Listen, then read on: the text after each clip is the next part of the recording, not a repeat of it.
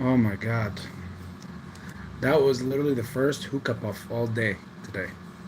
I just broke my fast. Uh, I'm super excited. Pete, good evening.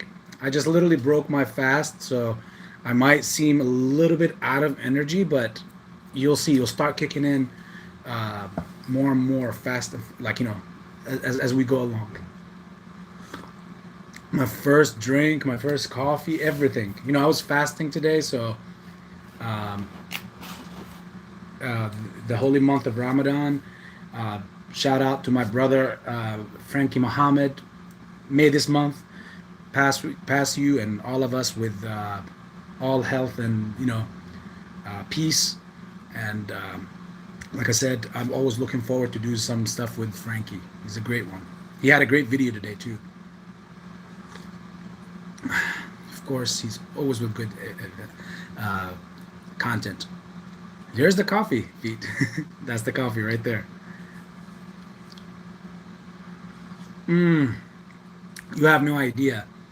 When you wake up, when I got up this morning, I could not eat or drink or do nothing, or even smoke hookah. Um, guess what? The only thing that was on my mind: jump on the charts. Right? That's probably not the first thing that anybody would think. I probably should have been complaining or anything, but no. Instead, I jumped on the charts, and it was a great time. It's like about 3.5, almost 4 hours, where I was just looking at a couple of charts, and we got some really exciting stuff to talk about tomorrow when I get done um, with a couple of plays. I'll give you guys some insights as far as tonight, but guys, tonight is about, like, at least for the next hour or so, is going to be about answering some questions, and I'm going to tell you guys the A.B story. What brought A.B to this point in life, or to this position eventually? Uh, it was a decision that was made about exactly when I was 18 and almost and a half. I will never forget that day, or those days.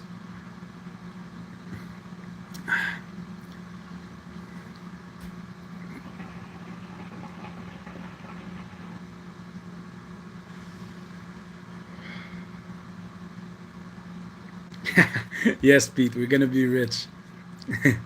Hopefully, in God's will. I don't know. I'm contemplating. Should I just do an answering questions, um, kind of, you know, hour, or should we go on with the story? Because I know that Tiny wanted to listen to it, but again, this is like I just came out of nowhere, like with a random time on this Saturday. It was right after I broke my fast. It's up to you guys. Whoever is in here, you guys control the the flow.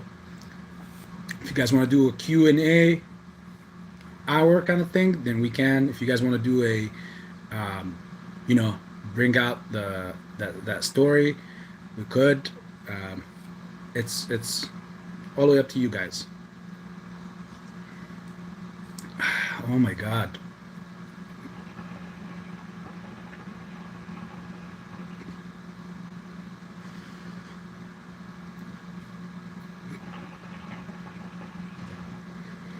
Pete, how are you doing? Who's all in here? Say something. Let A.B know you in here. And thanks for all of you guys that are in here. Sorry, the camera again. Thanks to all of you guys for also liking the video.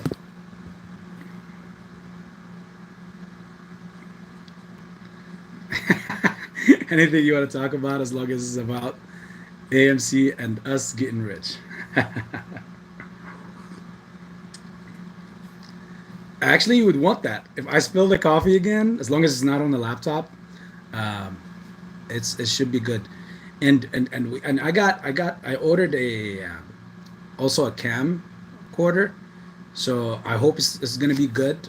It's a nice Sony 4K one, so that way I could also be using my phone instead of shooting out of it. I'll be using my phone to look at things as we are doing power hour and stuff like that, and um, you guys will see.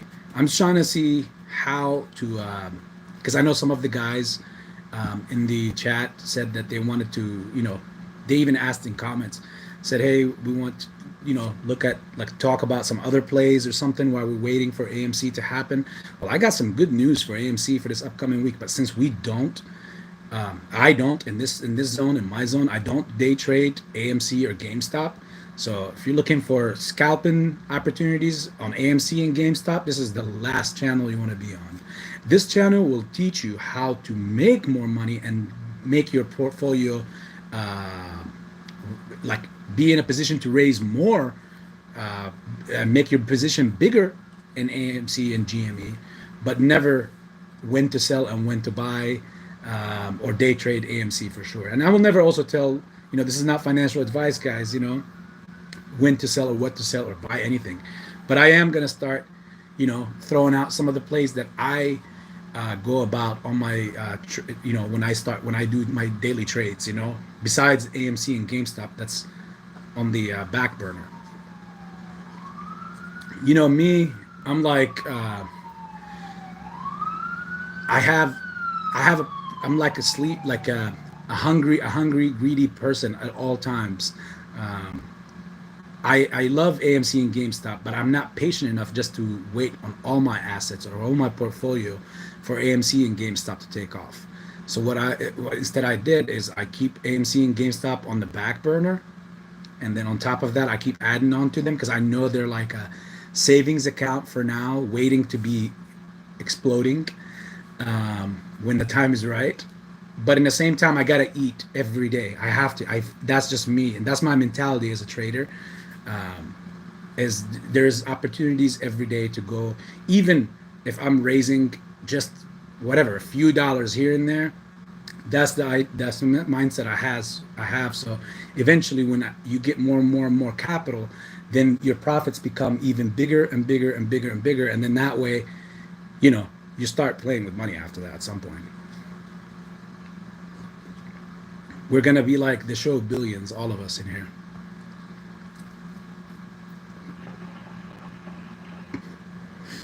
What's up, 1981? What's up, in hell? I'm gonna tell you what's happening with AMC. So, without further ado, because again, this is a quicker session. I'm gonna be gone by 9. Sorry, guys. I just had the guys. They're calling me, but and it's not to go and play or do nothing, but we have to go and do our prayers, the night prayers for Ramadan. So I leave at 10. So we got a good 45 minutes to have questions and to talk about things. No, the coffee is still here, brother. If the coffee fell, Pete, remember the last time the coffee fell? We went to, we started going up to 34.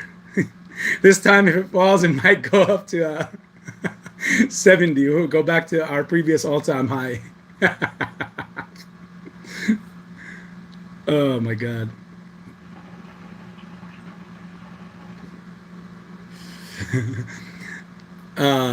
Like, dump it. It can't be on purpose. It has to happen. So maybe you guys can come out from the chat and just like dump it out, or do some karma from over there and have it fall over. Okay, guys. So here's what we're going to talk about. I'm going to start with AMC first.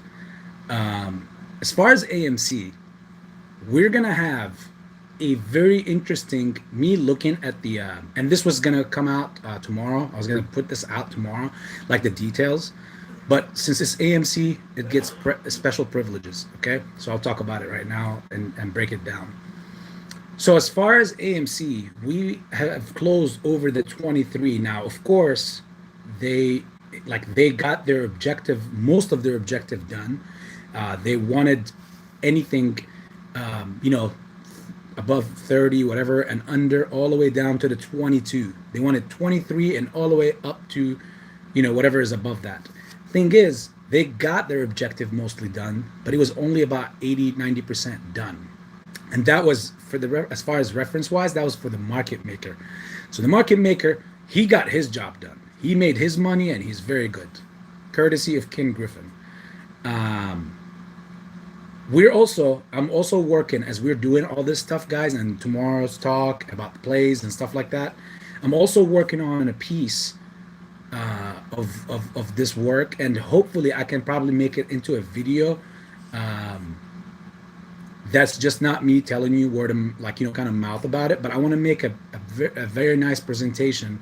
I'm working on it, but I don't know if it's going to take too long. Then I'll just, you know, tell you guys all the content as we do now, as we go, because it's not worth waiting, you know, on. It's a very good topic, and that topic is about how King Griffin is actually switching from this realm that we're in. He's already been, and I've been telling you guys that, but he's officially mentioning and saying to all of you guys and everyone out there that he is gonna go over to the crypto sector, and he's trying, and not only trying, but he will be to be the market maker in the crypto world. So I'll let you guys, you know, hibernate on that idea until I come out with the full video and all the angles that you guys need to know as far as how it's going to affect and what is moving on in the future later.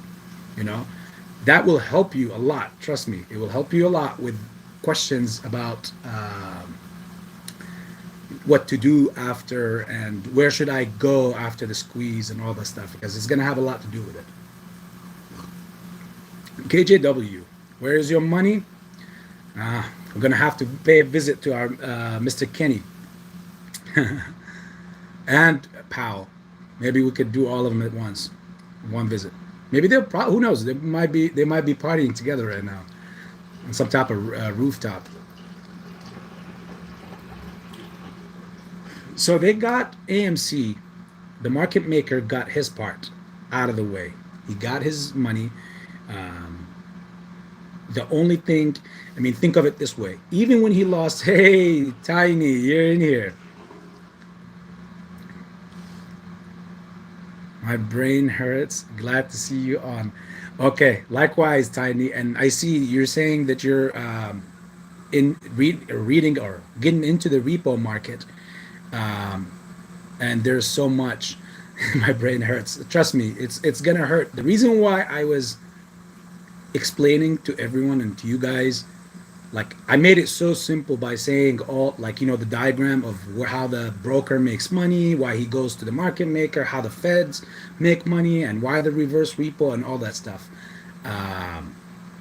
That was to save all that headache. Now, of course, did I overskip some key points? Of course, but I was giving you the full diagram of what is screwing us, or where are these guys going to keep getting money to do what they got to do. And Pantheon did an amazing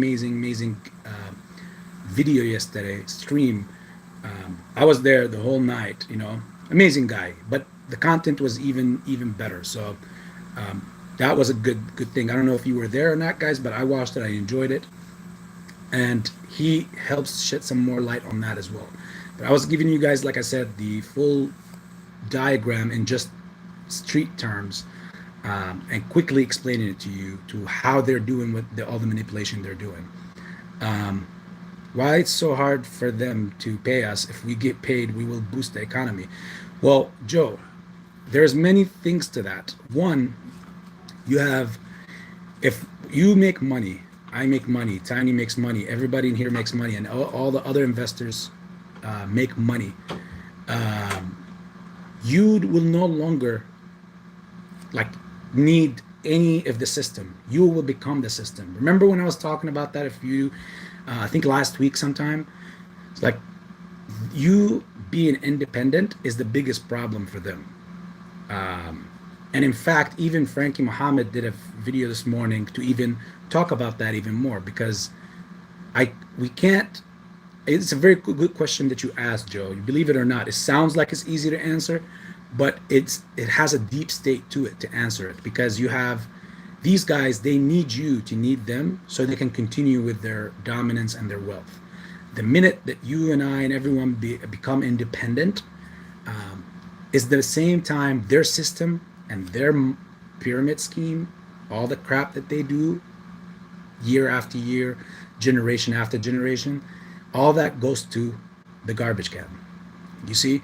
So that's the first thing, is why they won't give us the money. Look back at 2008 when they bailed out the the economy. They bailed out the banks. They bailed out the people, the very same people that crashed the market and the whole globe.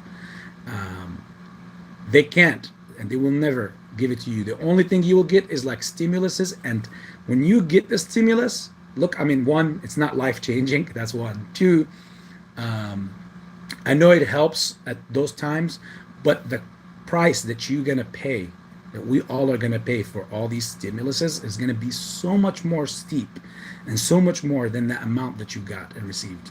I was always against that, but hey, if they gave it to me anyways at that time, I was gonna take it, and guess what I did with it? Put it in here. You guys all know where I put my money with that, or what I did with the money from the stimulus package. So yeah, as far as them getting the money and why not paying us, that's the main reason.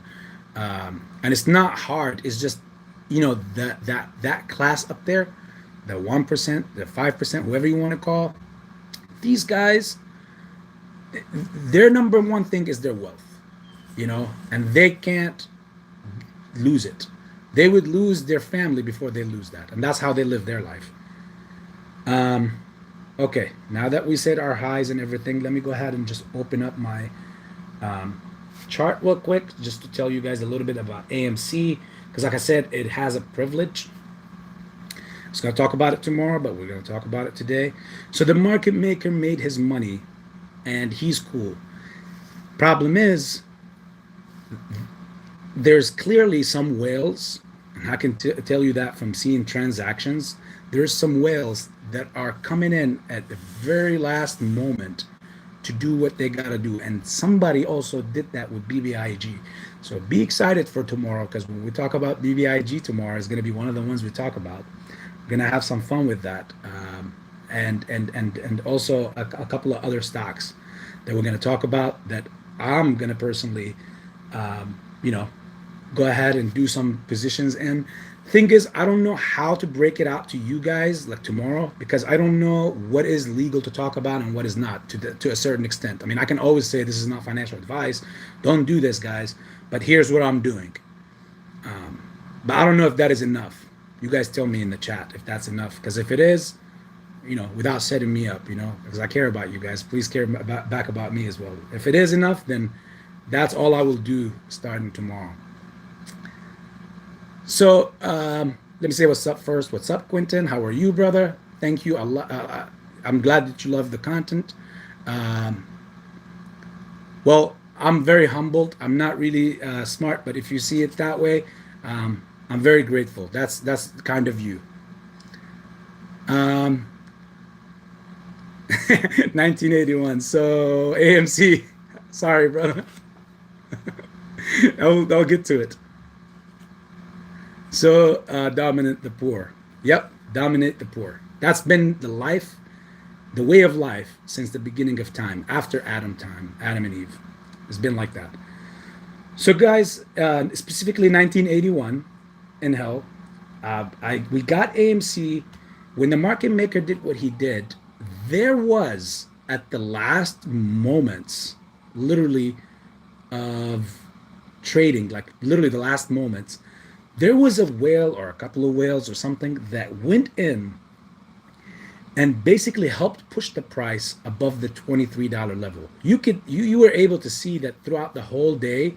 The market maker set his trap. We started opening at let's see, when we opened straight at, automatically in the red.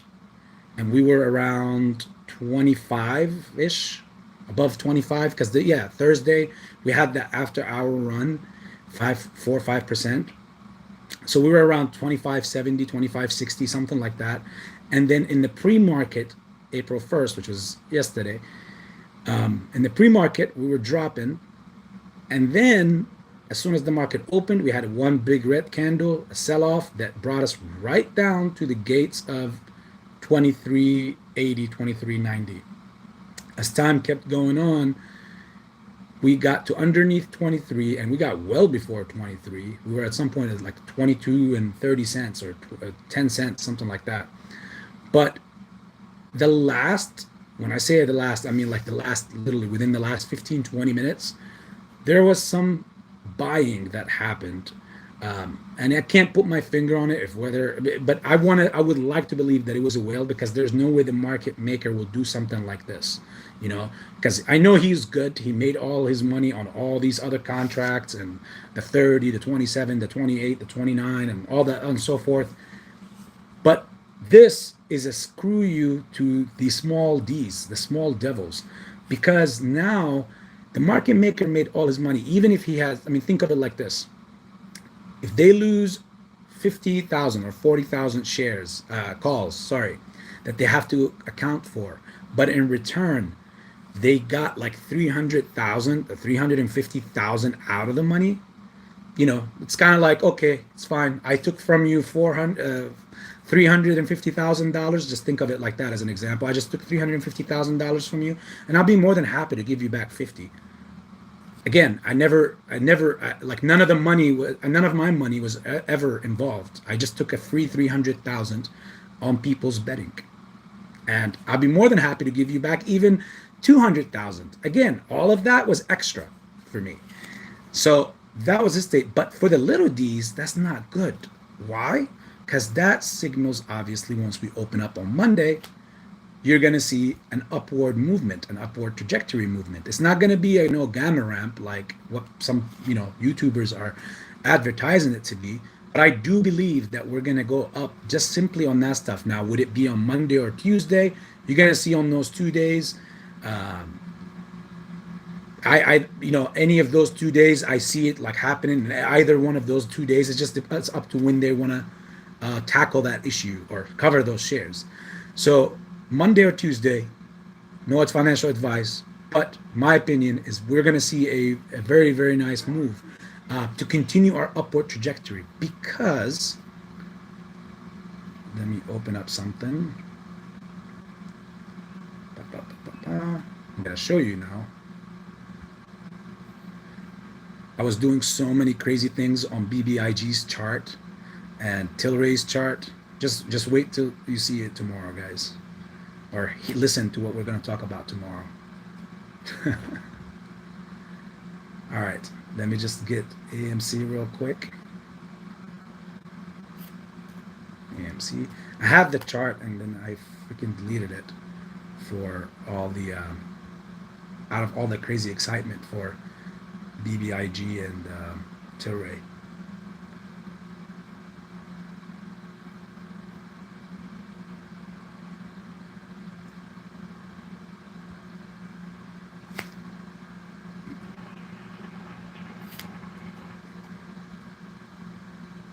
Man, it's crazy to know, like, this is literally the first hookah and the first sip of water and coffee all day. Breaking the fast and everything. That was really, really, really great day today, guys. All right, AMC.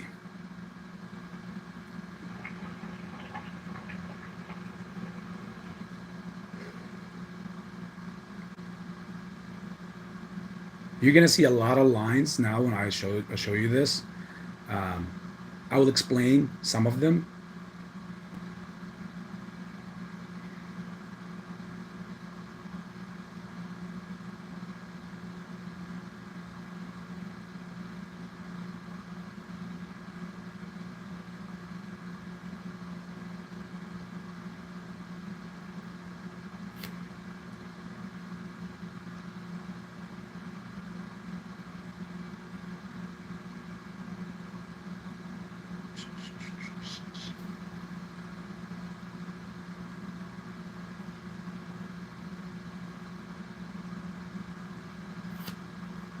Sorry guys, I'm just doing this so that I can make it as simple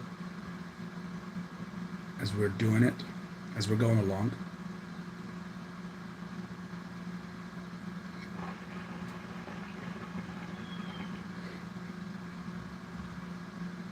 Okay, now I'm gonna take the camera and I'm gonna show you guys, okay? So, this is AMC's charts, guys, and this is all the indicators that I have, like my indicators on it and all that stuff. So we can follow this in so many different. There's like a gazillion indicators that you could follow and go with and go through and all that stuff. Sorry, let me try to zoom in. Right there. And again, I use TradingView or Ortex for my stuff. Sometimes this one is better than the other. Doesn't matter really. I like TradingView a lot more than Ortex. Ortex, I just use it for quick getting of numbers real quick. So AMC shows you on a 3 month, just on a 3 month chart. You get to see, because it just shows you a whole lot more. This shows you how we were already going down and down. And obviously you see key points right there. That is triggering that it's a bearish pennant. Now here's where the crazier part comes. All the way over here. And this started back in the middle of March 15, which was the beginning of us going up. You remember when we were in the $12 and the $13 range? Well, that's where we were at. You see this right here, this blue triangle right there? That's a bullish pennant. And what that is, what a bullish pennant is it indicates that there is an upward movement in the stock's price. Little that we know, guess what? We really did. It did follow through and it did go up. Now, I also applied our Elliott wave theory, and it works off of 5 points. So we start here from the beginning of that pennant. That was one wave, 1, 2, 3, 4, comes back down. Then that was 5 right there, and that was the end of that. Now we're beginning a new we're doing an ABC, like with Elliott waves, A, B, C, and now we're about to begin a new cycle, which I believe on Monday or Tuesday, this is what you guys are going to see, something like this.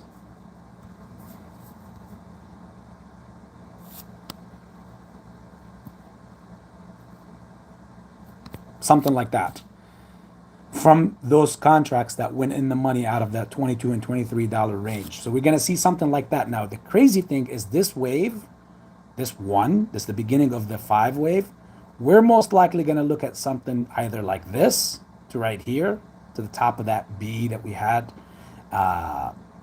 in that previous wave, or it could continue to go higher than the previous 4th wave on the previous wave that we had before that. So you could easily see that next week we could actually go up to the $34 range that we dumped back down from, because the resistance is actually right there at 34 and 23 cents. Almost a little bit more. Yep. 34.40 or 34.50 is where our really hard resistance is. But I believe that next week we have a really solid chance of actually breaking that. Does that mean I'm going to go ahead and trade my shares or get excited? Because I do know that where there's a 1, there is a 2, which means there is a pullback at some point throughout next week. No, of course not. But here's personally, without any financial advice here, guys, and don't follow this, because again, all this is speculative. What I will do is I will utilize this advantage of actually making some calls on AMC, and that way, when it does come to fruition, I will exercise some and sell some. That way I have some more money to go ahead and buy more AMC on the next wave down, which is when the ape movement will need me. Okay. I'm back. Now, before I go on and on and on and on and on, tell me, guys, here, because I didn't see any comments, which means everybody is either bored or they were paying too focused. Who got exactly what I was talking about in just what we just did? I'll utilize that. I'll take the advantage of that moment of waiting so that I can take a couple of puffs.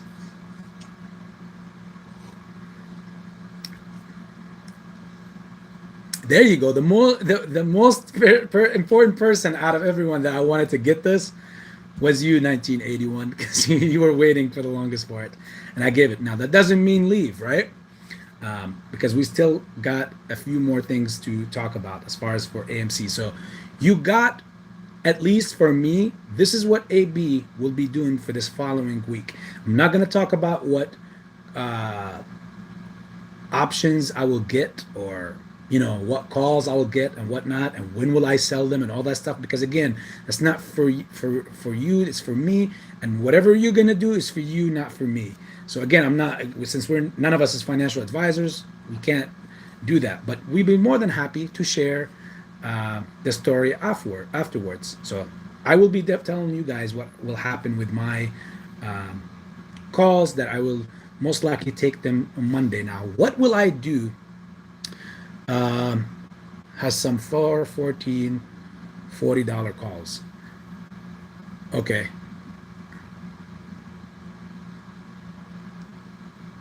Yep. Quentin, you got me right there.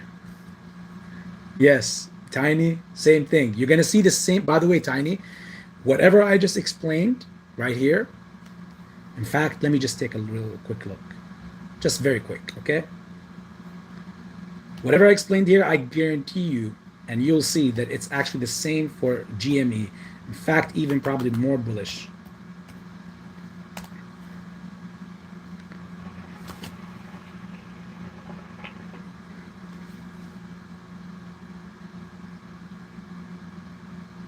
Okay, 1 second.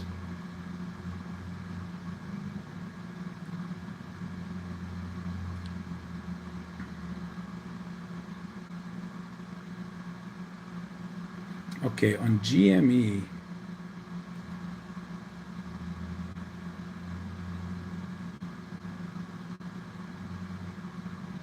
oh wow.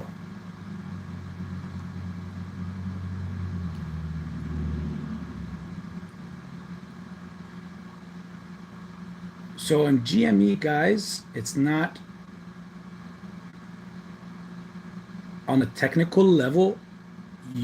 It's not showing too much as far as like the you've seen how like with AMC there was a lot of like bullish pennants and all that stuff, and there was some bearish ones too, and we did follow through with it. But at least as far as applying my Elliott wave theory here, 1 2 3 4 5, we're same thing, we're on the verge of beginning a new cycle, and it looks like, wow, it looks like GME this upcoming week is either going to do an ABC, just like regular normal movement, a little bit up on A, back down on B, and maybe a little bit up on C. But when it starts that first wave, I'm almost leaning toward the fact that we are going to break $200 on GME sometime in this next week. If not, let me just double check before I say all that other stuff.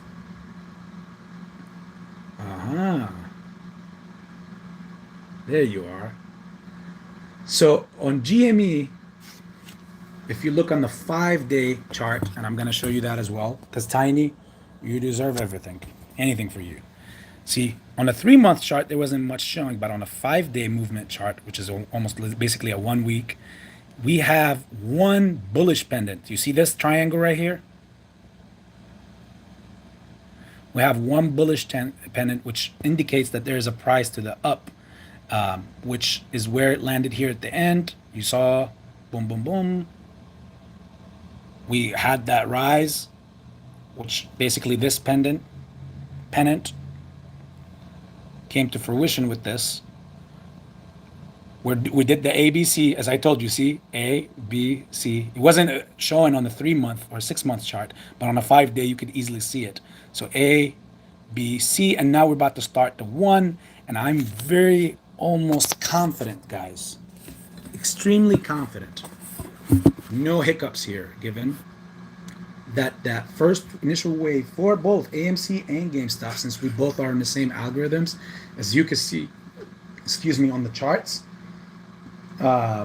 is going to be a very nice climb.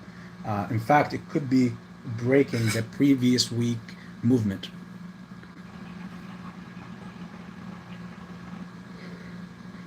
Veronica, welcome to the chat. Yes, you, me, and Tiny are similar on that boat. As far as like having shares, I do have the more AMC than game GME, but I still have like big positions in both. So, with that being said, A.B will most likely be playing some options on both GameStop and AMC this coming week. Here's what I will be looking at though, which is what we're going to dive into talking about tomorrow. Okay, tomorrow's video is going to be talking a lot, diving deep onto the other plays that I said I was going to share with you guys for this upcoming week, and maybe even the week after, but specifically for this upcoming week. We're going to be talking about that tomorrow for other plays and those two plays, AMC and GameStop as well. But here's a quick little thing you have to keep in the back of your head. When you're seeing all these technical indications, even for me, even when I'm seeing all these technical indications saying a move to the up, whether to the up or to the down, but in this case, it's saying basically it's moving to the up.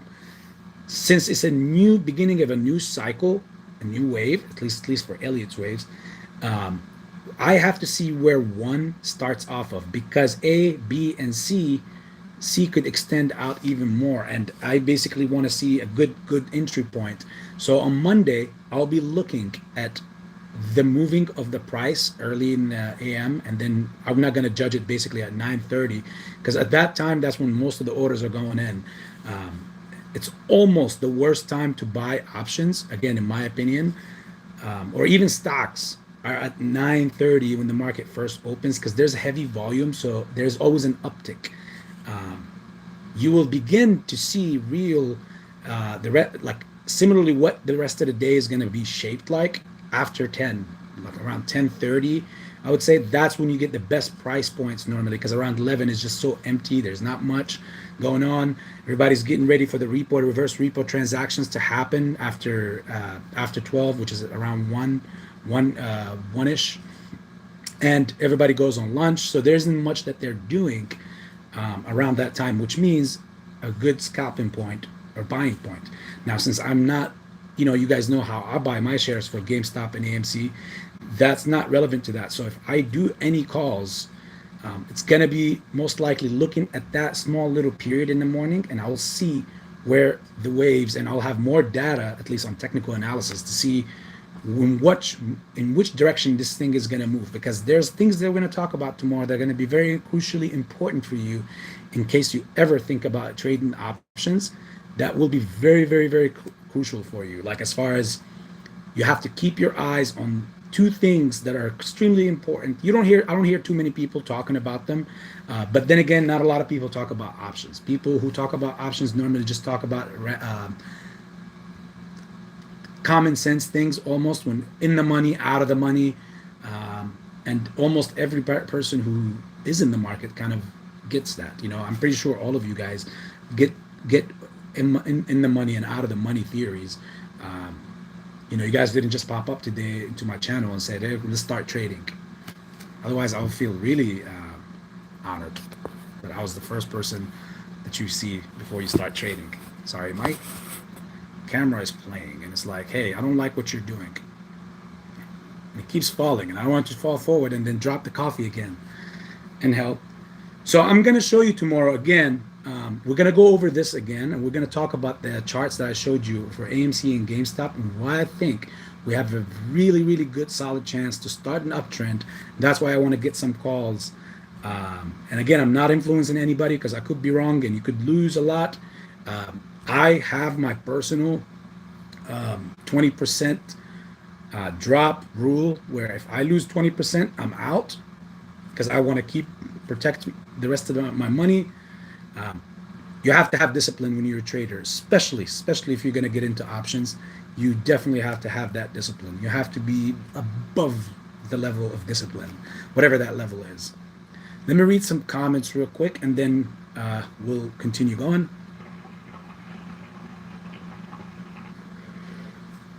Quentin, I could be wrong, but we need the big run for the margin call, for the big margin call. Now, here's the thing, Quentin.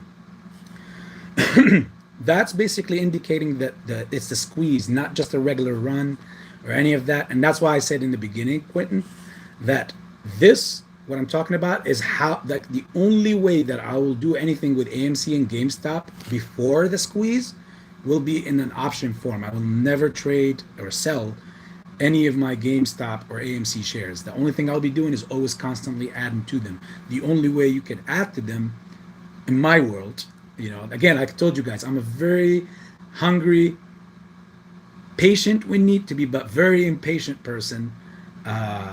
So I always have to eat every day, and that's why I trade. I'm a day trader by default. But in the same time, I know that my GameStop and AMC are literally my biggest saving accounts ever, because I believed in the cause since literally September of 2020, and I've been ever since just on that, like on that mission of accumulating more and more and more and more and more shares of specifically those two stocks. We'll never sell any of them until it's the squeeze time. So basically, the answer kind of to your question, or the comment that you made about, like, you know, we need that big push. A lot of things are in the dark. A lot of us don't know a lot of things. Think back on something.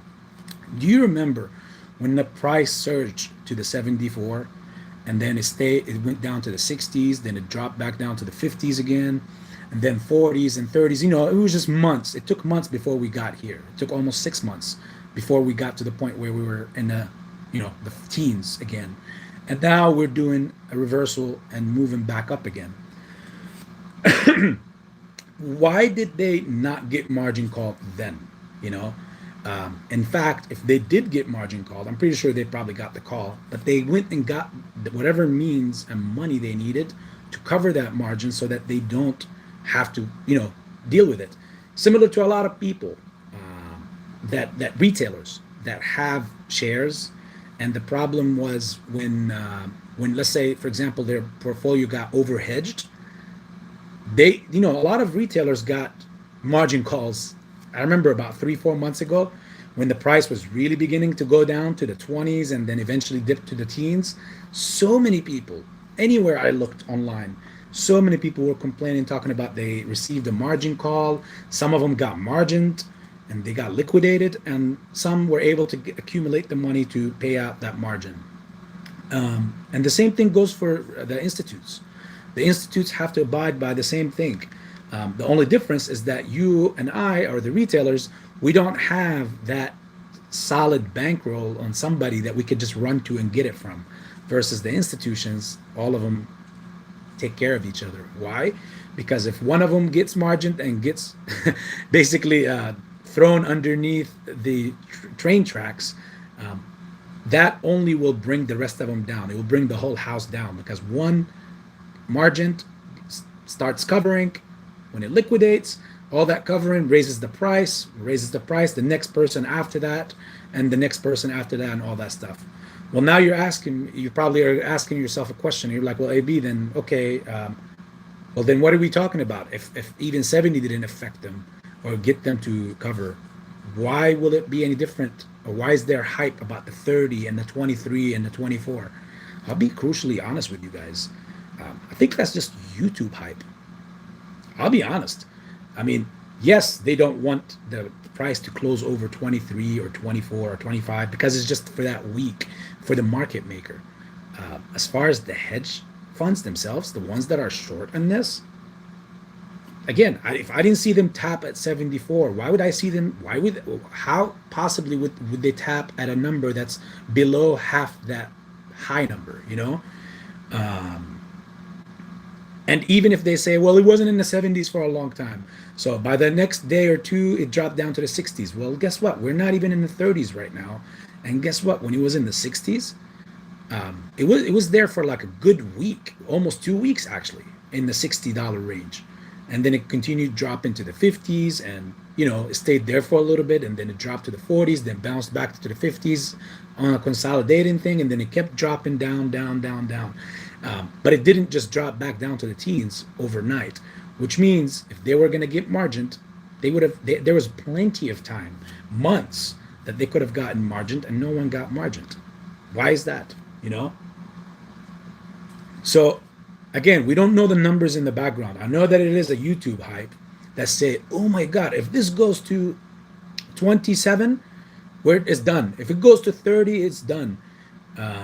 They're gonna get margined and they're gonna suffer. And truthfully, who knows what their positions are and what liquidity do they have on their hands as well.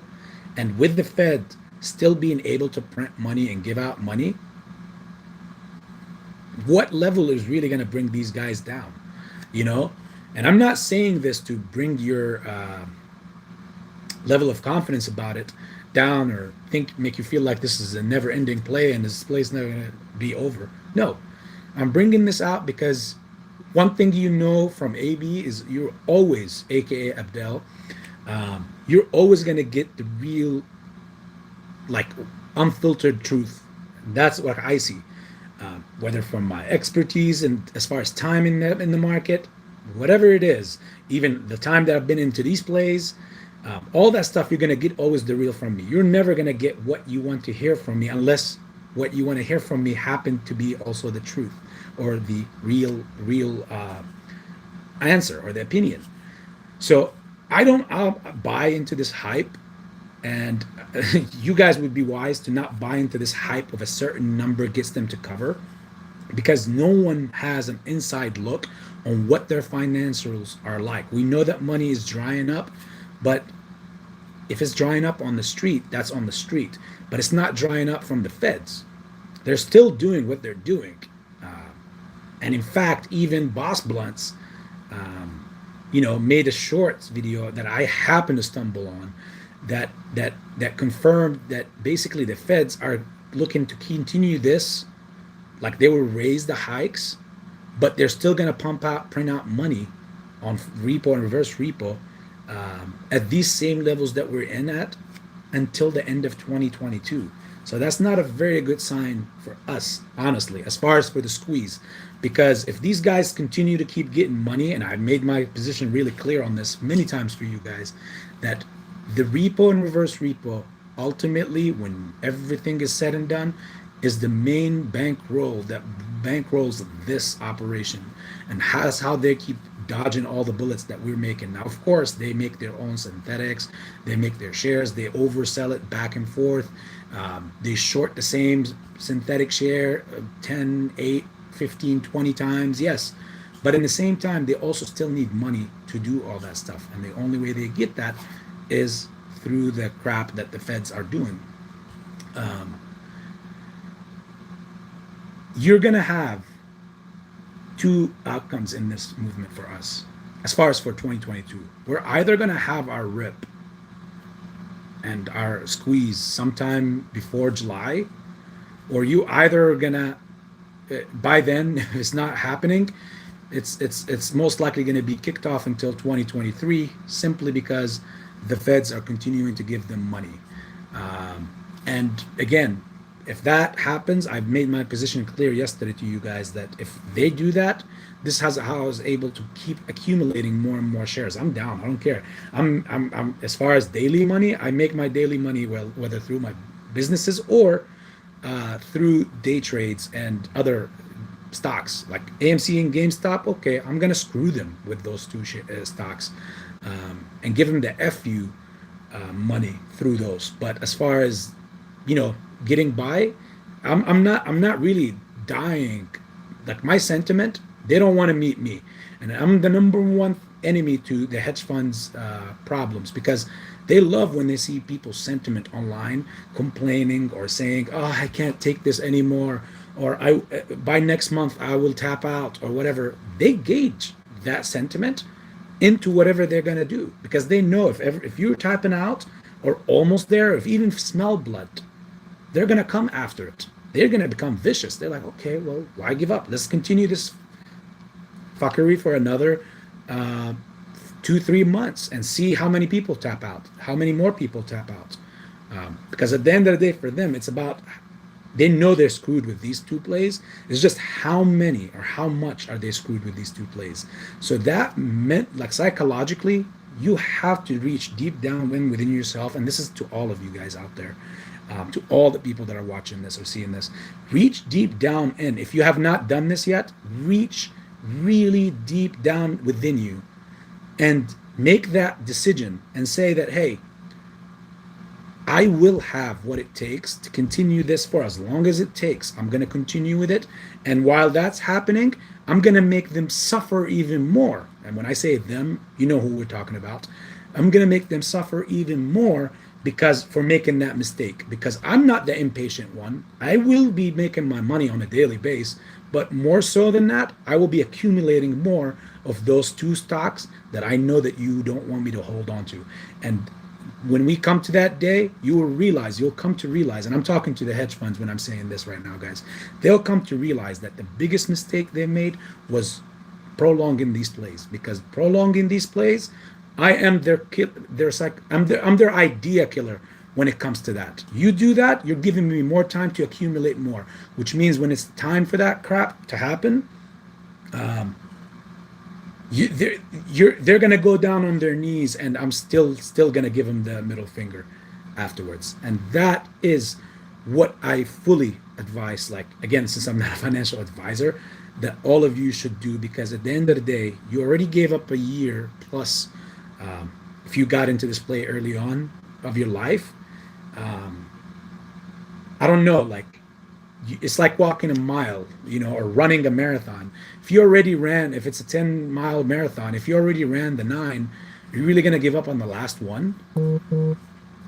So I hope that gives off, like, I have to let off some steam for that, but I hope that gives you guys that mental, what if this happens, then you got to be ready with that. You got to be ready with your, with your decision. And my decision is clear. I just said it. They do that and they prolong it, they just made another big mistake, a big blow, because someone like me is not going to be let down that, oh, I got to wait longer for my ass. No, someone like me is going to say, thank you guys.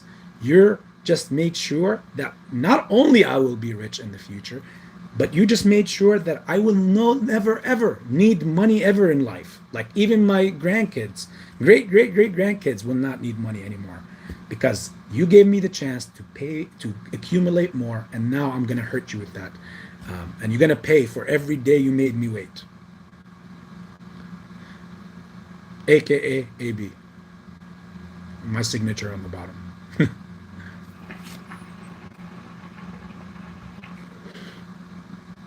Okay, let me read some of those things in here.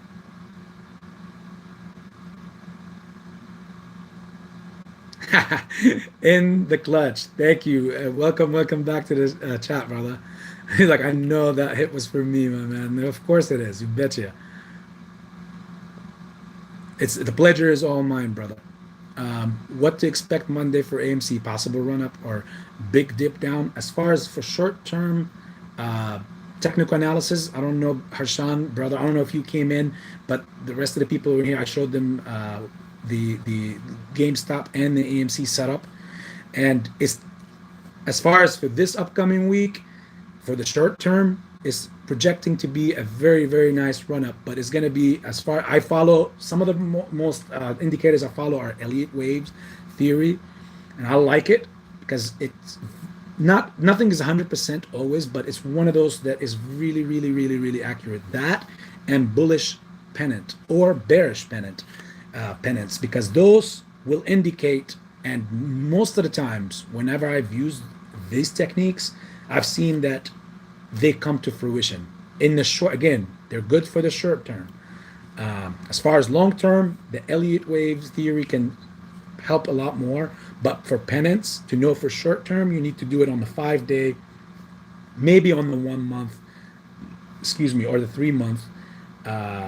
But most accurately is always on the 5-day to 1 day, chart or analysis. So it shows, I've seen 2 bullish pennants for next week, two for AMC and one for GameStop. So it's technically going to go up. I'm expecting GameStop to actually break in this upcoming week the $200 average up, if this was to come to fruition. And that's, again, guys, I'm talking all this just by looking at the technical analysis, not looking at the options chain or none of that. So when we look at the options chain, which I will look at tomorrow and on Monday, that will clarify a lot more than this. Because if it was just this simple, obviously everybody would be a billionaire. There has to be some hoops that fire hoops that you have to jump through to ultimately get to the other side. But yeah, AMC breaking the $33, $34 area, and GameStop breaking the $200 area as far as what I'm looking at technical analysis is what I'm seeing in this upcoming near future. So that's why I said that I will be going to make a couple of plays, one on AMC and one on GameStop. There's a few other plays that I will talk about tomorrow's video. We got to leave something for tomorrow. I will be jumping in as well. But again, I'm not financially advising anyone, and it's going to be in options, not in stocks. The other plays that I'll talk about tomorrow, those will be, some of them will be in stock form.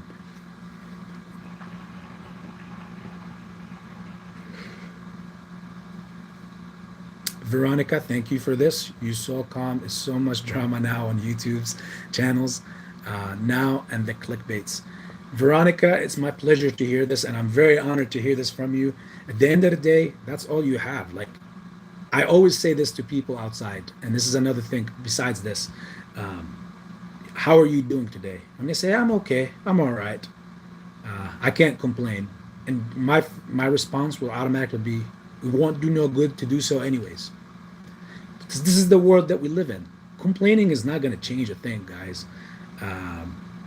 Yeah, it might give you a sense of relief, personal sense of relief, but as far as for the situation that you're complaining about, none of it changes. In fact, it just adds more weight on it. So always, even if you hear, like, it pains me to try to tell you guys the true way of how I think. Like, you know, when I gave you guys the two scenarios as far as it could take to 2023, or if it's done, it has to be done by July. Because the market conditions are so bad right now, to the point where by July you're going to see all these things. And we're also past the June 9th or 11th, which is when GameStop will do, when we will do on GameStop the voting on the shares being brought up to a billion, not a trillion. Can you imagine if they had to do that kind of dividend? But if we do all that, and I need to close my laptop so I'll stop looking at it, because it became a habit. I'm looking at it like the market is open to see the ticker moving up and down. So yeah, when I share those things with you guys, I know there's a lot of people out there that do not want to hear something that they don't want to hear, simply because they're just too tired with these two plays. And I get it and I understand, but no one ever said that these plays were, one, going to be easy, two, were going to be a walk in the park, three, we're going to be something that, you know, you just jump in and you make your money and you leave. Again, somebody's got to lose money in order for you to make money. And the only way you can go ahead and make money, these guys have to lose. And the way that they're shorting these two stocks, it's not normal, and it's never been done, and it will never happen again like that again, which means that that loss that they're looking at losing is beyond imagination. Like, I can't even sit here and tell you, like some other YouTubers who already pre-declared that this is $1 trillion play, tops, $2 trillion. As far as looking at synthetics and the floats that have been purchased over and over again and all that stuff, even those numbers are laughable. Like, I can't even put a number on it. Anybody that puts a number on this, I like, take it from me, is either that they're BSing you, or they're trying to give you what they think that you want to hear, just for clicks or for subscribers or whatever the case may be. Because no one knows truly what are the numbers behind those scenes, behind those curtains. No one does. I don't care how much of an insider they have, no one will know, because if anyone knows, it would have been public information a long time ago. You know, it wouldn't have been kept secret like right now, because this is apparently the biggest secret in the United States right now, is how much are shorts shorting these stocks? No one knows that answer to that. Even Adam Aaron doesn't know it. And you know how I knew that Adam Aaron doesn't know it? That was a cool thing I learned through the Pantheon's podcast yesterday. Is that the CEOs, that's something I learned yesterday, they have access to see the float, but they don't have access to seeing the shorts, or what's the position of the shorts in the stocks. You see what I'm saying? So that was good to know. But I appreciate it again, Veronica. Yeah, I will never sit out here to either hype somebody. When the hype is there, I will do it. You remember it, guys, last week when the only time in my videos you see me hype was before that Tuesday, before they did the effery that they did, when they brought the price down. A lot of people are labeling it as we hit a major resistance level and we dropped back down. That was not the case. We didn't even halt at the right time, or the right place. We should have halted on the way up, not on the way down. It was so crazy.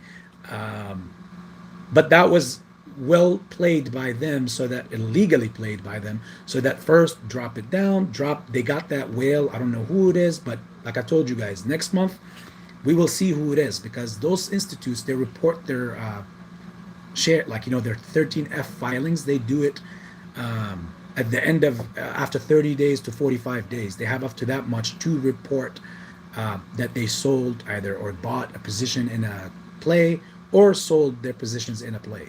And I guarantee you that within these upcoming 30 days, we're going to see one major whale that has a major position in both AMC and GameStop, because the manner that it was done in, it was at this very same time. So somebody sold, and after that, the market maker wasn't even content.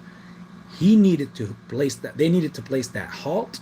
And when they placed that halt, it wasn't the market maker that placed it, but it was the powers of the the NYSE or the NASDAQ, because apparently the commissioner can actually suspend the play based on his own or her own convenience. If they see that it's for the best interest of the American investor, the retail investor, then they will suspend the play. So apparently it didn't suspend it on the way up. We went up, we hit that wall that didn't want us to continue past, because if we ramped through that, everything that was in the option chain was going to be in the money, and it was going to continue going even further, because even more FOMO was going to jump in. And eventually we were going to be in the 50s and the 60s by Friday, this last week. But they did what they did, dropped us down, then halted us. In that halt, the market maker went ahead and collected all the sell orders they had in the house probably, and pushed those through as soon as the halt was gone or lifted. And then when they got us way down to, I think it was like the 24 or 23 or 24, something like that, that's when the some buy orders started popping in. And at the end of the day, we had more buy orders than sell orders. So you see how they scatter things and all that. But the crazy part, this is why I say that it's good for us, in fact, if it takes longer, because that results into even more and more FTDs. The more delay they do on orders, that doesn't mean they just go away, because you paid for them, I paid for them, everyone paid for them, which means they have to scatter them as they can or as they see fit. The problem is, if you delay it a little bit, you can never catch up again, because it's billions and billions of FTDs, and we know that for sure. That is a number that we know, because you could easily go and look at the threshold list, and you can look at the amount of FTDs that have not been delivered for these plays and even many other plays. So when you see that, that means they will never, when that time comes, the later and later this takes, the more and more is against them, and the more they have to answer for later. It only makes it a more violent squeeze. That idea that I know that Lou is throwing out, there's more people now, which means you have to accept less or whatever, makes zero sense. Sometimes the retail investor's worst enemy, besides themselves, every investor, their worst enemy or their best friend is themselves. But sometimes the worst enemy for a retail investor is the lack of belief, of believing that could be possible. Like making $1 million off of just buying shares and doing nothing, or 2 million or 3 million or up like astronomical numbers that they're not used to seeing or ever seen before, that thinking right there is normally what hurts them the most or limits their ability of believing that it could happen because they just simply never saw it before. And I can tell you this, when I did not have these kind of things and all that, I was victim to that same thing. But when I saw that it was possible, and you guys saw the post that I made for just one night, revealing my positions back in June 2021 when that run up happened. Prior to that, I used to think that it is possible. It happened with Dogecoin. It happened with Party City with me in the beginning of, as soon as the shutdown happened with the pandemic, all those things. But when I first burst that first bubble of one major big pay, that thinking, that old A.B was gone. As far as be okay or satisfied with a certain amount or be content, that was gone. Now, don't get me wrong. That doesn't mean A.B became a risky guy. Like, oh, I don't care. It's either 10 million or no. No. It's just I added more to my arsenal of thinking, which was, it is possible. It is possible for you, yeah, to make a $10,000 or a $5,000 investment and reap hundreds of thousands out of it. A lot of people ask themselves, they're like, is it possible that I just put $10,000 in this and then whatever time it takes, it just becomes a million or two or $500,000 or whatever? That doesn't sound right, because we're used to this world that we live in. Nothing comes easy. So when you see something like this that can come easy, from a physical standpoint, that is, you have a hard time believing that it could. In trouble. And I'm be the first ones and the one to come here and tell you, or one of the ones to come here and tell you, don't let that be something to stop you from thinking about the unthinkable or whatever, because it is possible and it can happen. And if you play your cards right, it will happen. You just have to make sure that, again, your psychological demeanor is ready for this, and there's no such thing as not everybody. The market is not for everyone. The market is for anyone and everyone, because there's so many ways to invest. There's so many people in the stock market. Some people only enjoy options. That's just who they are. They're option traders. Some are just day traders in the stock. Some are forex traders. They don't touch the stocks. They just currencies. Some are 100% just crypto, and that's all they touch, digital assets. They don't touch the stock market or anything. And even some are just trading government securities, like index funds, ETFs, whatever. At the end of the day, all people can be and will. The stock market is for everyone. That's my point for you. Don't let anyone tell you that the stocks is not for anyone or everyone. Some people are, some people aren't. Because at the end of the day, even in the regular life, let's say you go to school, right? Look how I'm going to compare this to you. Let's say you go to college. Why do you go to college? Because you want to get a degree, right? Because apparently this investment is going to reap you a lot of rewards afterwards, right? And after you graduate.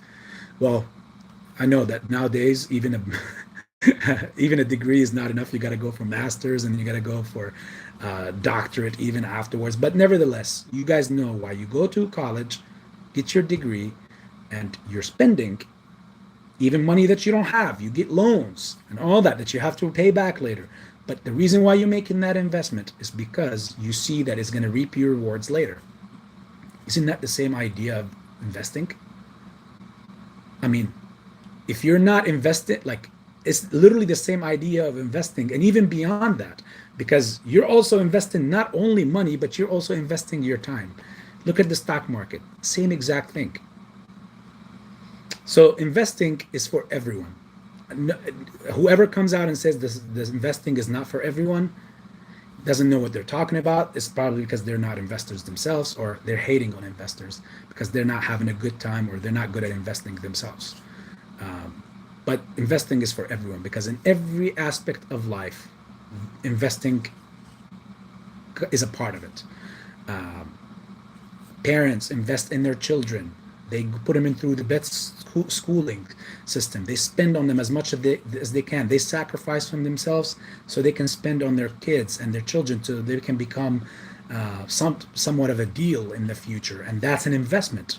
That's not their, like, that what they have to do. And or because we've seen a lot of parents, good parents and bad parents, but that's an investment. The parents that do that, that's an investment. So investing is part of life. You want to open up your own business, guess what? You have to think of investment mindset. You have to invest your own money in that business, and there is a risk that that business could not succeed and you could lose everything. So that's an investment. So investing, again, is for everyone. You just have to be either your best friend or your worst enemy. Okay, let's see, where are we at? And Veronica also said, same here, not selling AMC and GME until it's squeezed. You and me both, and I'll take a sip of this coffee for that.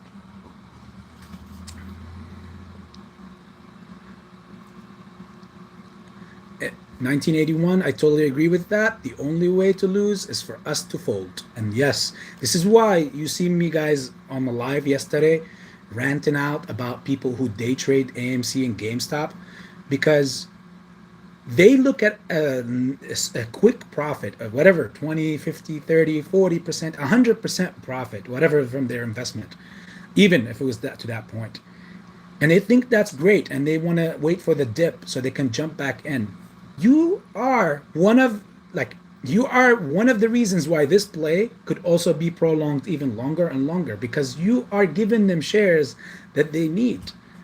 The idea that they had no answer for, that the very own idea that we were killing them with, was the buy and the hold. That the stock market never had, it was never built around that. It was always built for me to take something from you and then selling it. That's just the way of life. But the second that obviously they kept getting greedy and they kept doing some fake synthetics, printing out more naked shares because they don't want to even lose, not even once, that's when they started pinning themselves to the corner. And people like us started saying, even Vlad, or what's his name, that DFV, that's who started the whole thing in the beginning, for GME and Wall Street bets. Like, they jumped on this thing and they're like, okay, we're just gonna keep holding. And on top of that, they capitalized on it with options, which is something we're going to talk about tomorrow on the plays that we're going to look at. So they forced what happened, and now these guys obviously don't want it to continue or to happen again also with AMC, or to happen again with GME and the other meme stocks, because the truth of the reality is that they were doing it across many plays, not just one or two. Of course, AMC, GameStop more than many other, but you'll be surprised with how many other stocks they're doing this shenanigans with. You'll be completely surprised. And I remember coming out like about, from the first day of this channel, I was always saying, and at that time, I was one of the only ones saying that, I don't see no squeeze of just GameStop or AMC alone. The way I see it, that all the meme stocks, if there's a squeeze, it's going to be for everything. It's not going to be just for one or two. And the reason why for that is because it's in their best interest for that to happen. Again, look at the nightmare. Put yourself in their shoes. Look at the nightmare. If they just let GameStop squeeze, guess what everybody from GameStop is going to do? They have at least 20 other plays that I can just name right now that they could easily go and jump in. And they're not just going to jump in with okay money or our right money. They're going to come in and jump with big positions, which means they're going to get squeezed out to the sky, or no, not to the sky, to another galaxy on each single one of those plays. So how can they save their butts and make sure they don't get completely screwed out? They just let the squeeze happen for all those stocks. All the crap they've been doing, they let it happen then, because they know they will walk away with a lot a lot less damage if they choose to do that thing, to do it that way. Because one, they limit the possibility of people selling out of one place to jump into another. That stops. If they let everything squeeze out together, then they don't let that possibility happen of people jumping from GameStop to AMC. And then when that is over, they jump from that to tlry or bbby or sundial. And then from that, everybody jumps even. I mean, do you know what kind of shit they will be dealing with? It will never end. I'll honestly tell you, if they let that go one stock at a time, the cycle will never end, because there will always be, as soon as we finish with one, we're going to jump to another. And there's no way they'll be able to tackle that. That's why you see, and again, that's why I said I'm working on that video about our boy Kenny and how he's becoming now, trying to become, and he's making moves to become the market maker in the crypto world, because that is the world that they're going to go to try to screw over with, because eventually everything is going to switch over to the digital world and to the crypto sector. You don't believe me? We will have time to fact check me. But that video, like I said, I'm working on it. It's going to be a little while before it comes out. Hopefully, with fasting and with Ramadan, I have nothing else to do but fast. So most likely, if I'm not praying or reading scriptures, I'll be trying to put things together for that video. You guys have no idea of how last night, like, I was diving so deep into Kenny's life and stuff. You guys be so surprised. Excuse me.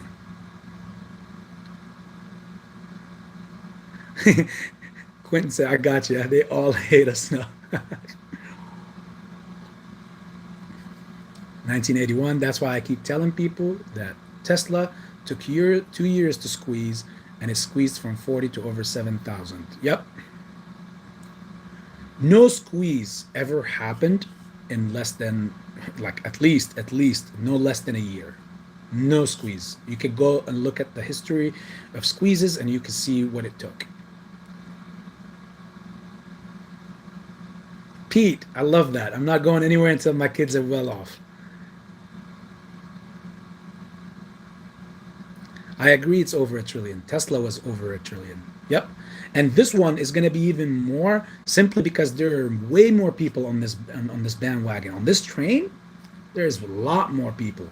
Like, there's many more. Like with Tesla, when it squeezed, there was the people, those who believed in that cause, but that amount was not even close to maybe a third of the amount of people that are on AMC and GameStop. And I'm going to tell you guys something cynical, by the way. I don't know if you guys are ready for this or not, but I'll tell you this. But when I tell you this, you're going to have a better perspective on who, even more better perspective on who you're going up against. Remember, if you know your enemy really well, then you really have a really good shot at defeating your enemy. But if you don't know your enemy, you're not even gonna have a chance. It might be even 50-50. Like, you're not even gonna have a chance of defeating that enemy, because you don't know anything about them. It's just what you think. You're going in and blindfolded. You don't know anything about them. But if you read more into them, then you would know your enemy really well, and now you have at least a 50% chance of defeating them, because you're gonna plan out accordingly. So here's what I'm gonna tell you. Do you see how we went up to 74, right? And it was out of the blue, out of nowhere. It was just we went up to 74 one time. It was closed. I was one of the happy ones. Options were through the roof, all that stuff. Yeah, no problem. Okay, fast forward now. After that, we started going down. Did you remember how we were going down? It was almost for about 6 months straight. From that's June. Yeah. Over 6 months. It was about 8 months, 8 full months of us moving down on a down, trajectory movement. And I showed you guys on the year chart how we were on a bull flag setup, because there's no other way but for this to squeeze eventually. But it's all about when we break completely, and we're going to talk about that more tomorrow. So we gotta have to talk about stuff tomorrow. But my point here is, look how I'm dissecting this, and I would love for you guys to think the same way about any of these things in the stock market or even outside the stock market. Nothing is too small to dissect really, really tiny. And in this case, I even almost had to use a microscope. And now when I break it down to you, you'll see like, oh wow, this could be really cynical if it is true. And I think it makes sense too, and I think it's possibly quite true. So it took us about 8 months on a downtrend movement on both GameStop and AMC. You know how we always had the buy and hold, right? Watch this. Buy and hold. They have no answer for buy and hold. They they were thinking they took off like the button on Robinhood in January when all the craziness happened. Then they had a suspension on those stocks for a few days. They were out talking about it, and then they came back and they brought the button back, and nothing was the same ever since then. You know, it was just like, wow, what is this? We they basically put us in a place. Uh, Lou references to it as a matrix. I like that term. So yeah, they basically threw us in the matrix after that. Now here's the thing. What if in the June run up, it was, because here's the explanation.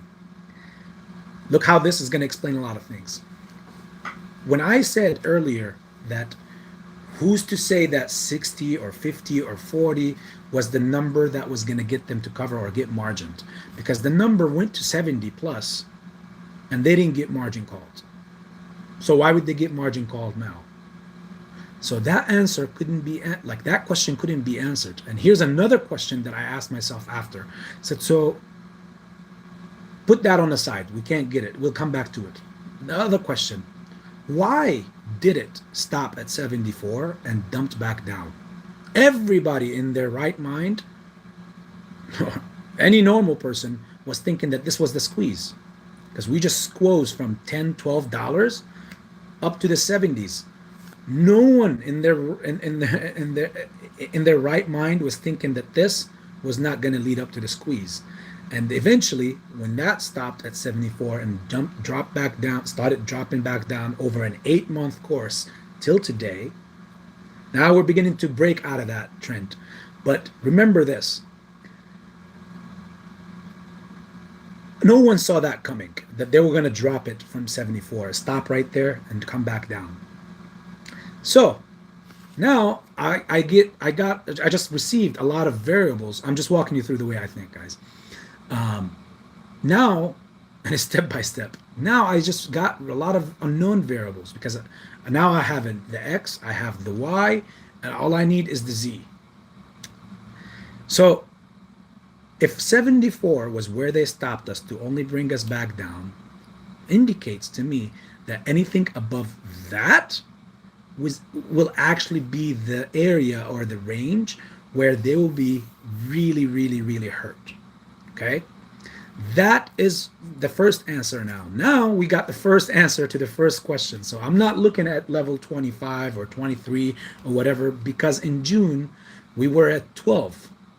And we finally broke out of that 12 to the $14 range. And when we broke that 14, it was a confirming level that, you know, because for 6 months prior to that, we were 10, 8, 9, 10, 11, 12, 11, 10, 11, 8. We were in that before June run up, since January of 2021. We were in that, like, just between the upper 7s to the 12s. When we broke out of that and went to the 14, clearly that was something new. We broke clean out of that 6-month downtrend that we were in, or the consolidating place that we've been at, and we broke straight up. And why did we stop at 74?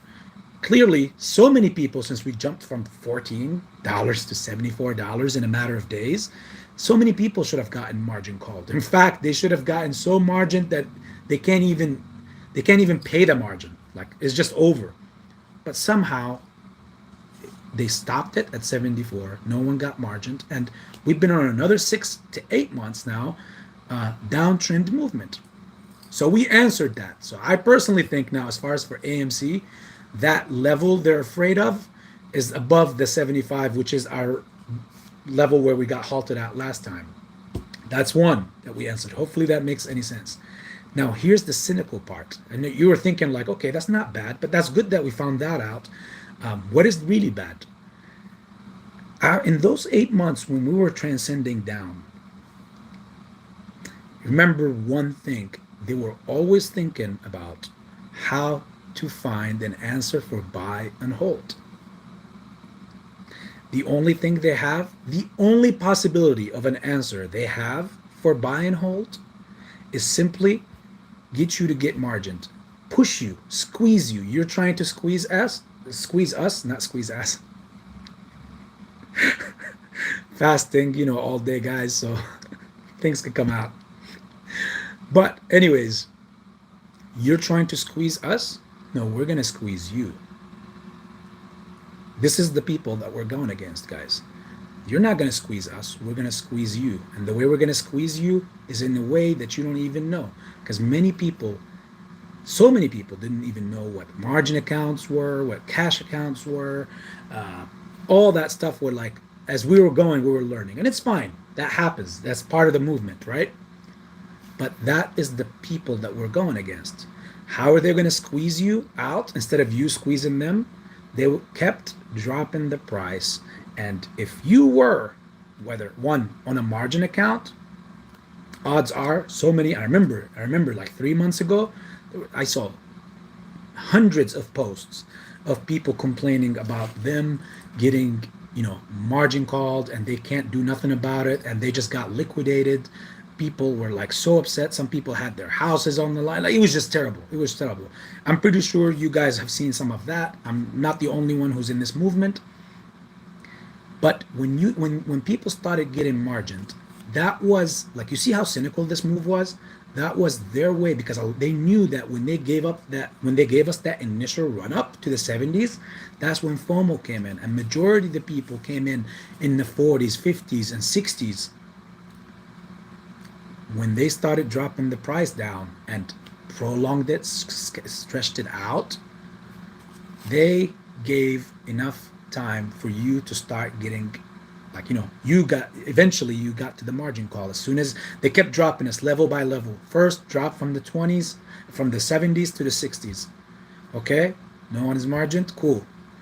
Paper hands, where are they? Are they scared they jumped in on the wrong train because it's going to be a falling knife now?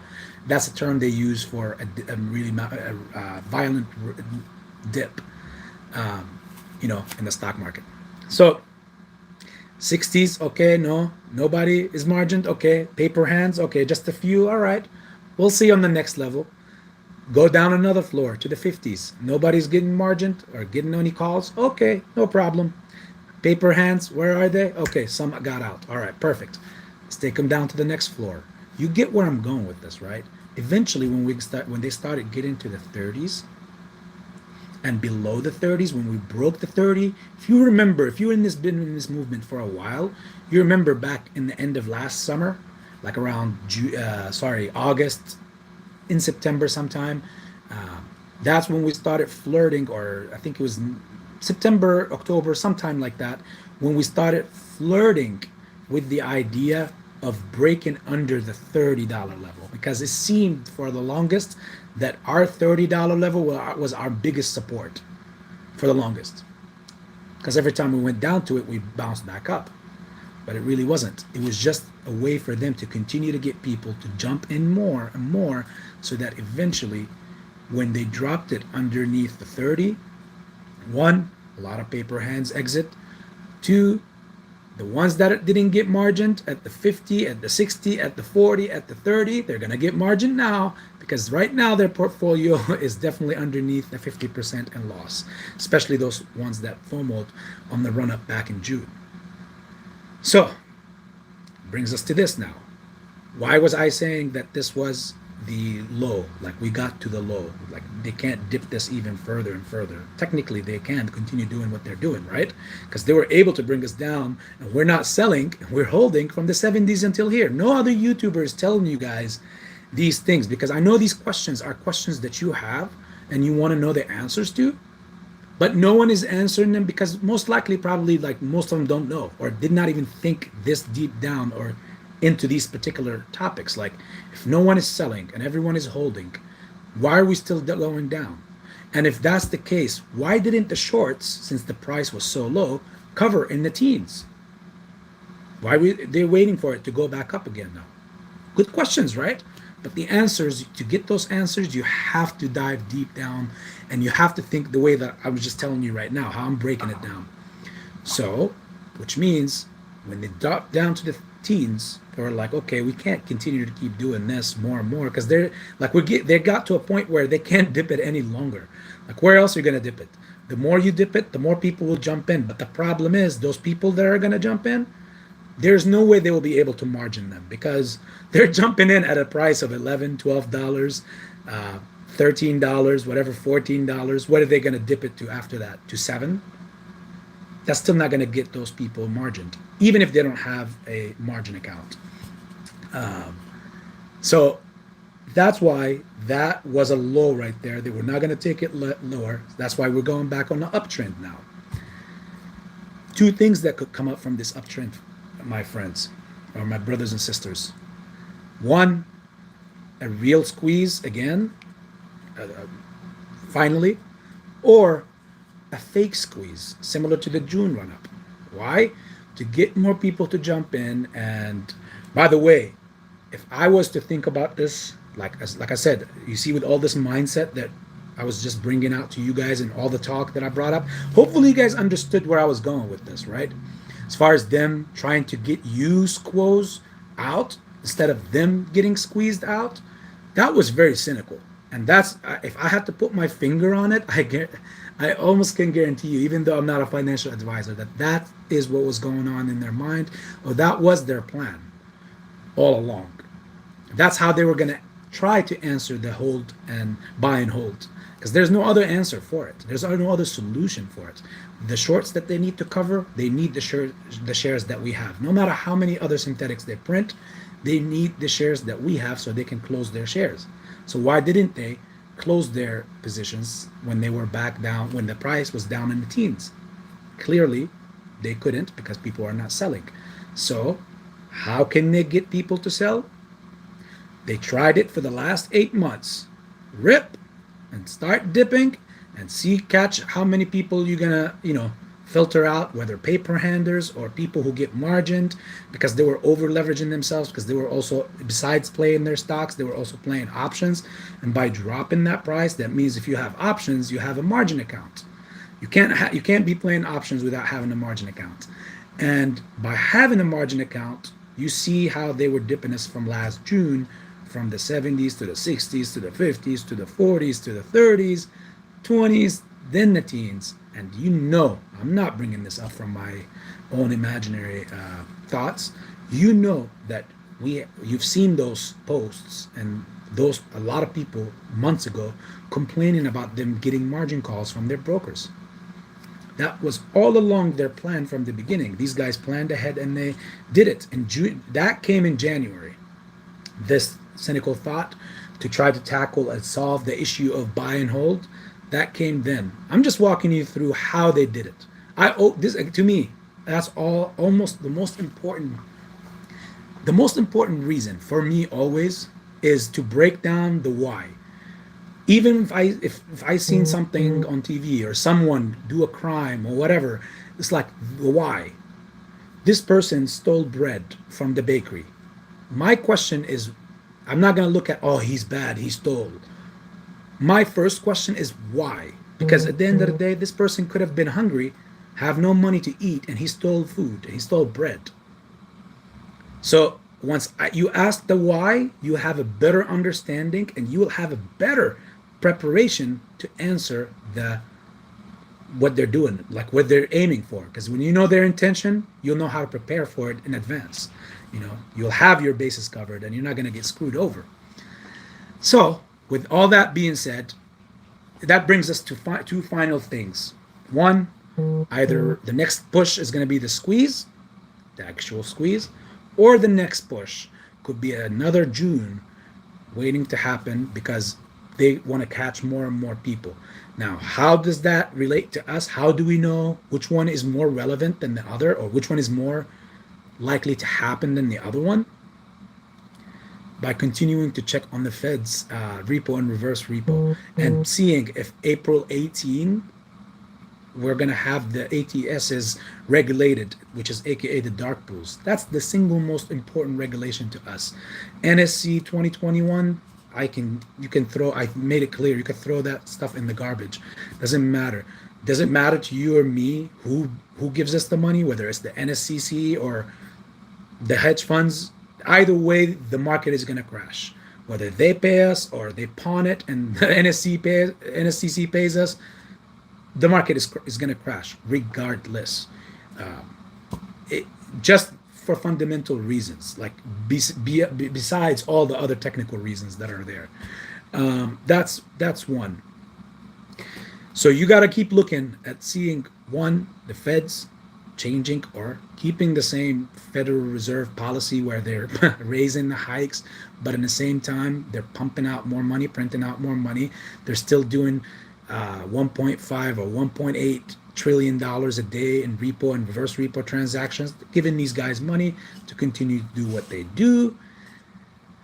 So if I see them stop that part, then I know the next run up we will have, for me speaking personally, will be an official squeeze. I don't have to think about them pulling the rug at any given time.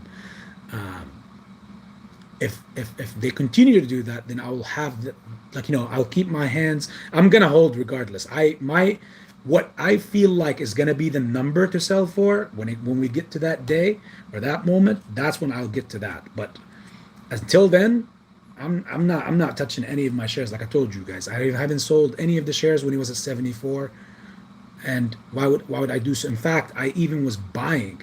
My average was in the sevens when I first jumped in the AMC. By the time June was over with, my average jumped up to 50 plus. my buying average. Because again, I told you guys, it's not like in this particular play, AMC and GameStop, those two plays, this cost average doesn't mean shit. When it comes down, when it's over with and when the squeeze is upon us, it's all about how many you have for how much you're going to sell it for. Because if you have 10, even if you sell them for 10,000, that's what you're going to make. But for me at that point, it's like, I don't care. No one reads into the future. If this is indeed the squeeze and it does not, you know, come back down, it's all about how many shares I have to sell at whatever big number, you know, is in front of me. That's what the difference maker is going to be. Besides that, I don't care. $50, $40, $30. When you're selling each one for 10 or 5 or $20,000, guess what? What is that? What is that extra 20 or 10 or $15 difference in each share makes? It's not a big difference. It's all about accumulating more because you don't know exactly when the major rep will come or when they will start actually covering and saying, this is it, I can't do this anymore. But hopefully, guys, you understood what I was explaining to you as far as our enemy and how they were thinking and how all along they were planning all this for the last year or so. They were planning for that run up for AMC, and in doing so, they captured a lot of fish. It's kind of like throwing a net, a fish net, and see what comes up. That's what they did. They threw it. They knew they caught a lot of retailers, which is good and bad. Is for us, it's good because, you know, more people are on the train. The bad was the way that they were squeezing people out of their positions, very insidiously, like the movie Insidious. Drop the price down. They have margin accounts. You receive a margin call from your broker. Next thing you know, if you don't have the money to fulfill this margin call, all your AMC and GameStop shares got liquidated. Now, if you want to tell me, or you want to sit there and tell me that, you know, these guys were not planning that,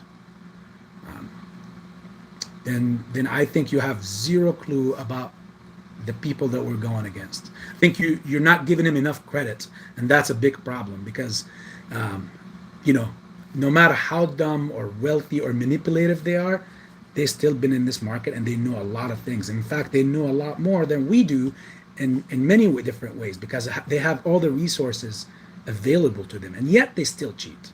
So you got to give them more credit than what you give them. You know, in case you don't give them any credit, maybe this story that I just gave you or this breakdown could open up some more doors inside and get you to think about, these guys differently and stop falling for these, uh, for these traps that they set. And then after that, be caught in a whirlwind thinking, so how and why? Why didn't they get margined at 74? We jumped all the way to 74 and they didn't get margined. Why would they get margined at 25? Valid question. Oh, the market is different now. It's not. It's not.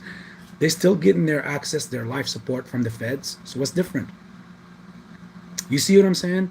And then you ask yourself, so why and how they were able to bring the price down even though we're not selling?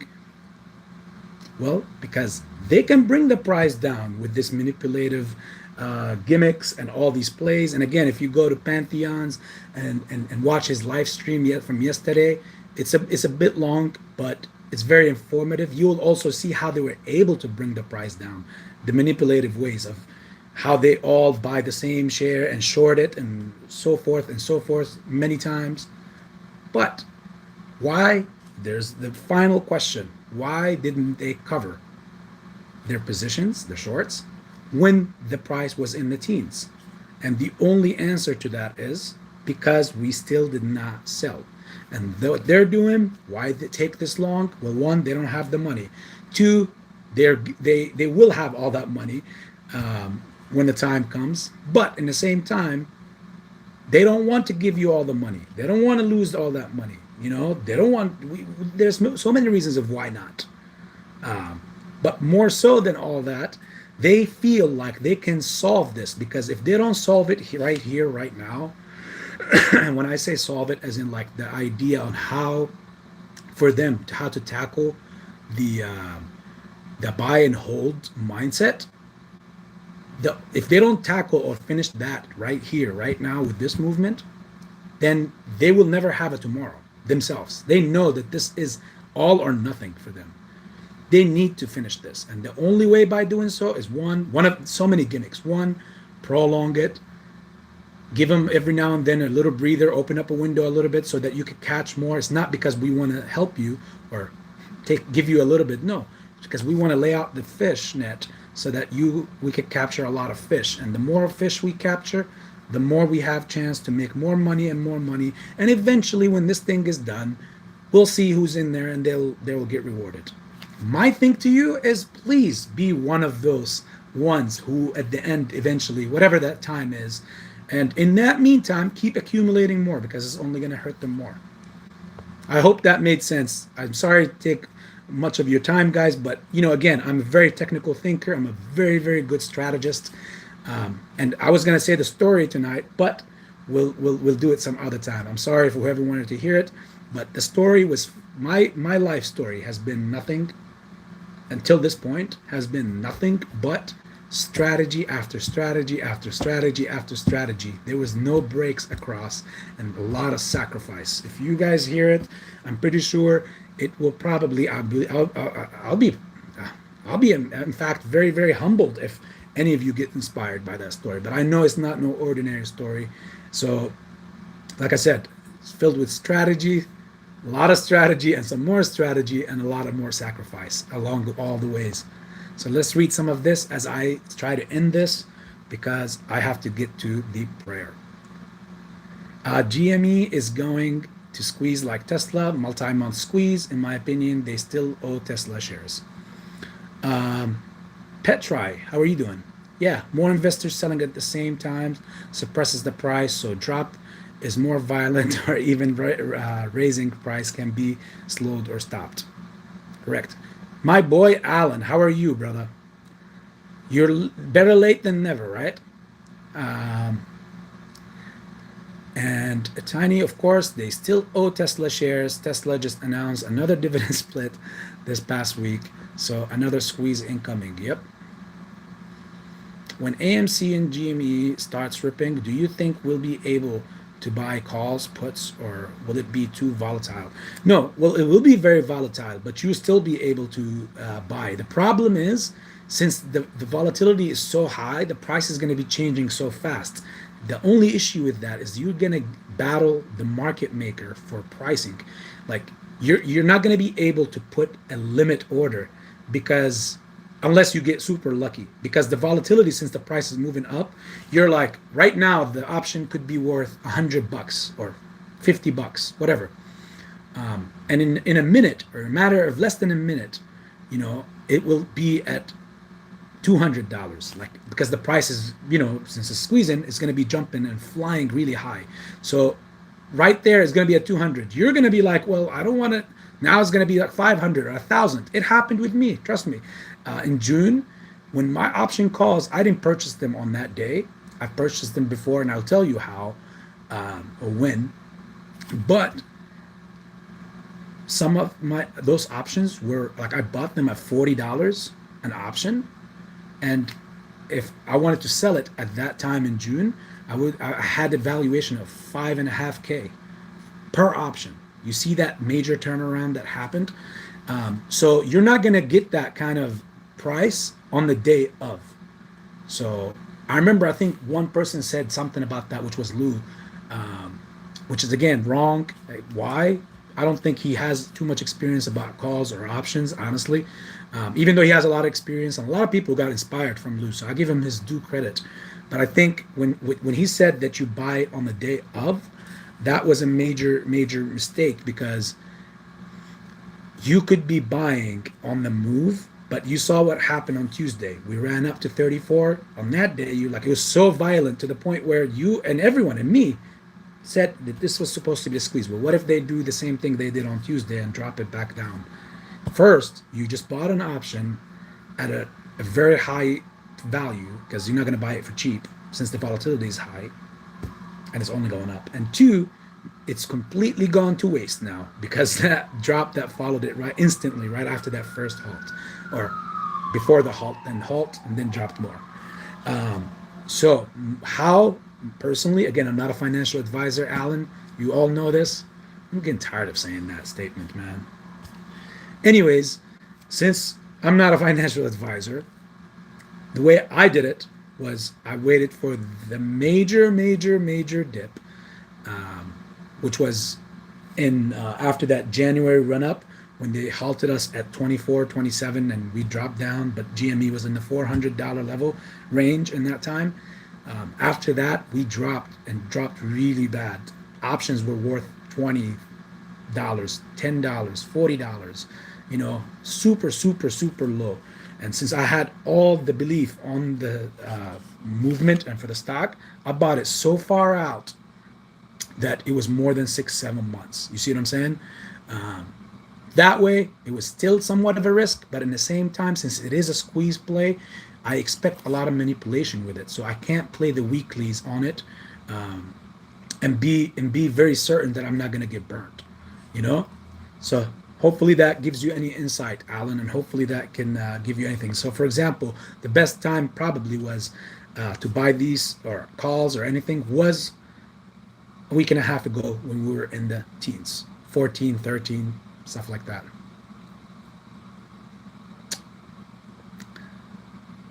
Uh, 1981, I totally agree. We wouldn't stop until we bankrupt them all. Love it. If Kenny Boy gets his fingers into crypto, he will single-handedly ruin crypto with shorting. And Alan, unfortunately for me to say this to you, before the video comes up, like I said, he will become that. He will put his fingers in it. In fact, not just in it, he will put his fingers from every angle in it. We'll see. What is your brackets for AMC? Can you see it going to 1 to 3K? Gil, I see it going way even past that. But again, I'm not a financial advisor. Two, it's so hard to gauge the others, like the other people besides just you and me who are holding on an AMC, to gauge their sentiment. What if everybody's saying to the moon, 10,000, 20,000, 100K a share, but really, when they're with themselves, because you and I are not with everyone, are okay, this is good enough for me. I don't want to be caught up like the last June run up, like one of those people, and I'm happy with some money because I've been waiting for over a year and I can't do this any longer. We don't know that. We can't see, we can't verify. So I can only see that stuff through at least get a good idea about that stuff through that volume when the squeeze happens or when it starts happening, through that daily volume. How gigantic is it? What's coming in? All that kind of stuff. Short interest, shorts, are they covering or not? Because if they're not covering, I don't care if the price is at $1,000,000 a share. I'm not selling a single share, because if the shorts can still hold their positions and it's at $1,000,000, that means they can hold till 2 and 5 and 10 perhaps million, hypothetically speaking. You get my point. Hopefully that answers the question, brother.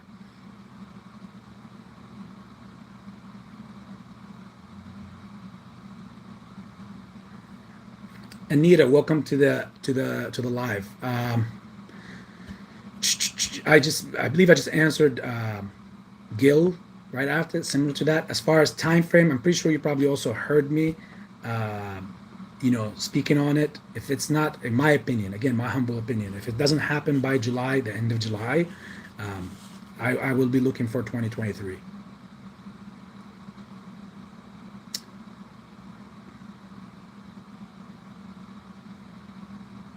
Because you got to also remember, when GME's voting on the split of the shares, you got to also remember on when will they say they will implement that. Right now, they're in good waters, the shorts. They're in cool waters. They're waiting until the last moment, but they will never wait until the process already started. So they will not wait until, oh yeah, they're doing it today. Guess what? Pay up. They're not going to wait for that, but they will wait till the night before. That they will wait for it. 1981, you're asking them what's theirs. Thank you for that answer, for that question. I can see the play just off the FOMO kicking in, reaching 500 per share, then margin call, and mother of all squeezes, sending it past 1K, easy. My bracket is between 1 to 1.5. Gil, no one can, say it's wrong or anything about that. You should watch Froggy and KC Shaw. They have indicators. 1981. I would love to watch any of these guys and all that when I have my time. But then again, I would love to work with these guys so we could be doing that at the same time. That way it's feasible for me and them. But there's so many good YouTubers with a lot of good DDs, that there's only enough time for me to watch them, or even try to do my stuff and try to do my trades and do my life and take care of my businesses. I've been a naughty boy lately as far as for my businesses.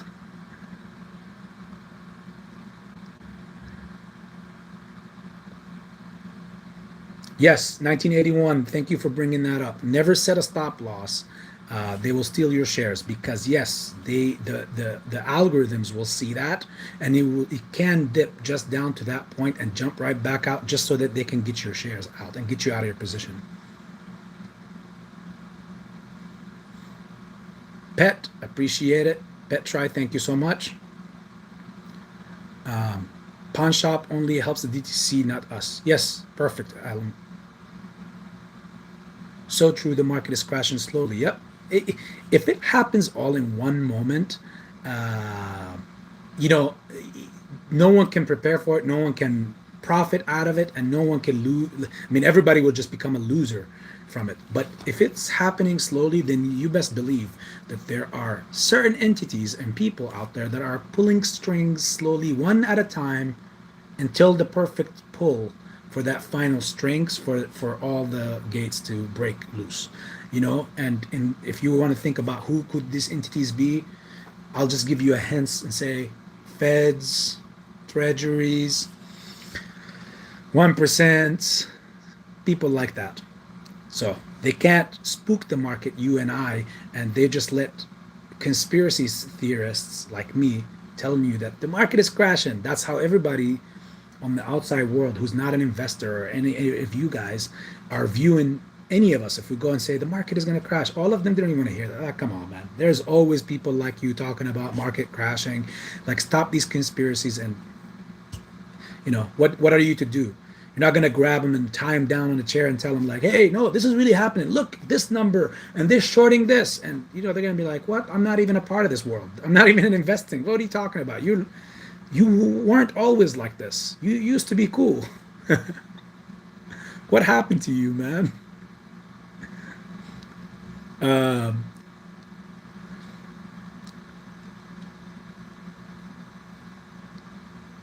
Someone, please give this young man a bagel. Just saying hello to show support and listening, KB. Stasia, thank you so much. Like I said, this is my first coffee, my first water after breaking my fast, and I just got done eating before this live. So it sounds like but we've been here for 2 hours, and I didn't even think that. Again, time with you guys flies so fast. It's unbelievable. It's just so unbelievable. But thank you, Stasia. If I could only feel the vibration of your phone instead of hearing it. Oh my God. Michael Howe, is this smart to buy options at 18 this week if all my shares are at the $24 level? Michael, you know, I can't give you any advice for that. I know that you have shares at 24, which is again good. Even if you had shares at 70 or 80, in my opinion, it doesn't matter because where the price is going to go to, it's not going to make a difference. 40, 50, 60 bucks extra doesn't make a difference. But as far as the options, I'm not a financial advisor, but I don't have it in me to not tell someone when I feel. So okay, I'm not a financial advisor, Michael. I can't tell you what not to do, but here's what you can do. You need to think about this part. When you look at what I showed in the beginning, I don't know if you saw it or not. If you didn't see it, maybe tomorrow you will see it again because we're doing another video, another live on showing some other plays besides AMC and GameStop going into this upcoming week. But I showed that there was bullish pennants, and there was, according to the Elliott waves theories, we are due for a major rise this upcoming week. And that's what technical analysis show, that we're going to break that $30 level, and yet we are going to break the GME. We're going to break that $200 level. That's what the technicals are showing. Now, here's the thing. You said options at 18 this week, and that means you're anticipating we're dropping because we're at 23 right now. You know what I'm saying? Is it 23, 24? Yeah, 23. So if you anticipate us dropping, and you seem like you have that kind of conviction, that much conviction in it, then you might look at puts. I mean, since you're convinced that it's going to drop to that level, then you'll make money from 23 all the way down to 18. But if that's not the case, and you just want to get in when you see a drop or whatever, then at that point, I mean, it almost seems like a win-win. I just don't know your strategy on how do you hold. Like I said before, for me, any position I get in, once it drops below 20% in the red, I exit out of that. I don't care how much conviction I have in it. And the reason why, except of course the squeeze, which is AMC and GameStop, but options are not a squeeze. Stocks are for the squeeze. The options, they expire. They have extrinsic value. Every day you get it, you lose. The biggest mistake I see people do with options is they try to play the weekly or the bi-weekly, and on top of that, they come in and buy in on Friday. It's the most thing, like, you have no idea how much it annoys me. And it annoys me, even though I'm not losing anything out of it, is for them. But the reason why is people don't understand the extrinsic value idea. And when you jump in on Friday, you're already losing value of the option you're buying. It's for Saturday, Sunday, until Monday. All that is extrinsic value that will go into the option when Monday market opens, which means you're going to lose a lot more money, and you will lose a lot of money on the option. So that's one advice I personally have for myself, not for anyone else, is to never purchase weekly or bi-weekly options, on a Friday, because you're going to lose Saturday and Sunday in time and extrinsic value. And since it's only a weekly or a bi-weekly, You already lost that much time just on those 2 days buying at the wrong time. So yeah, hopefully that answers it, Michael, as much as close as possible. I would love to be right there, even next to you, to like me, between me and you talk and all that stuff. But again, uh, you know, we're all family, we're all friends. I know that.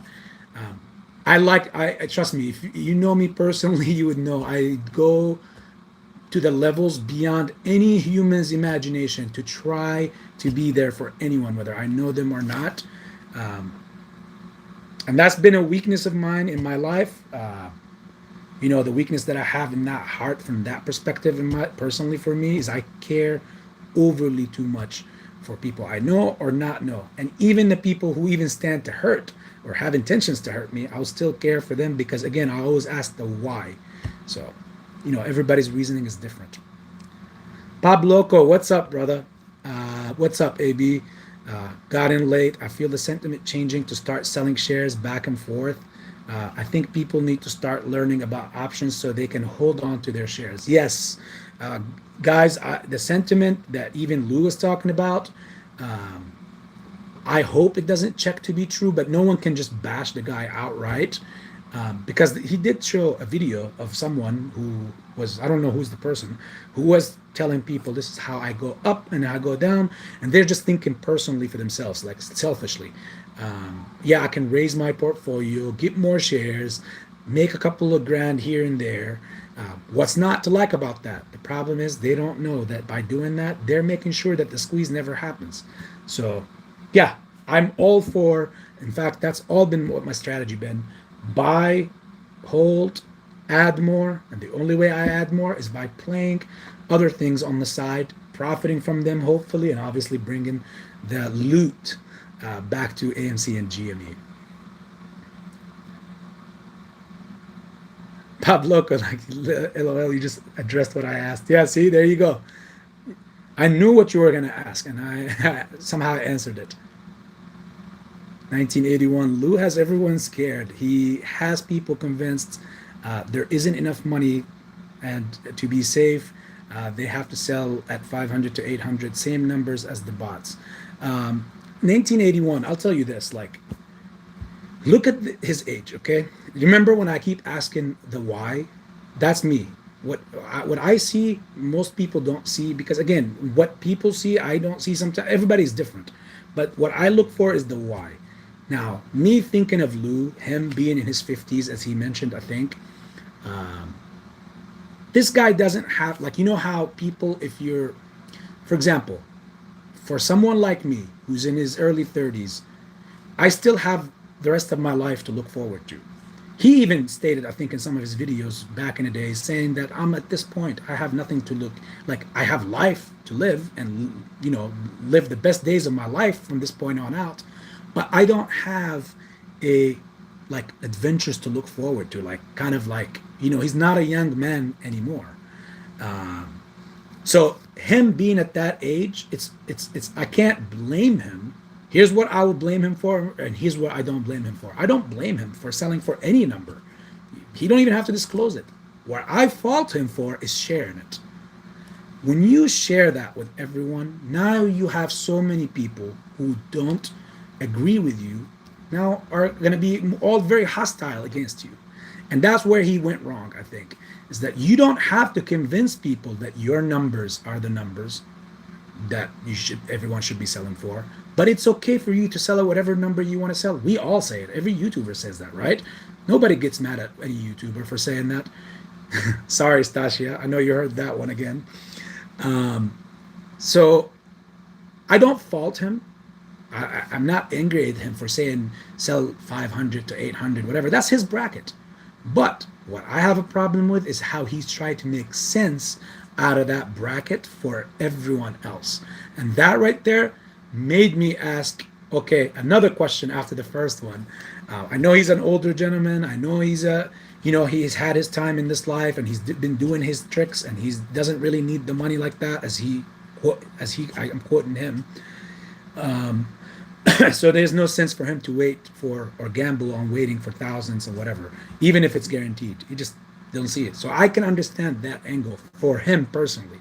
but him try to prove that for everyone else, or that's the case, that is going to be the case, then that's what, of course, I fault him for. He was wrong about that.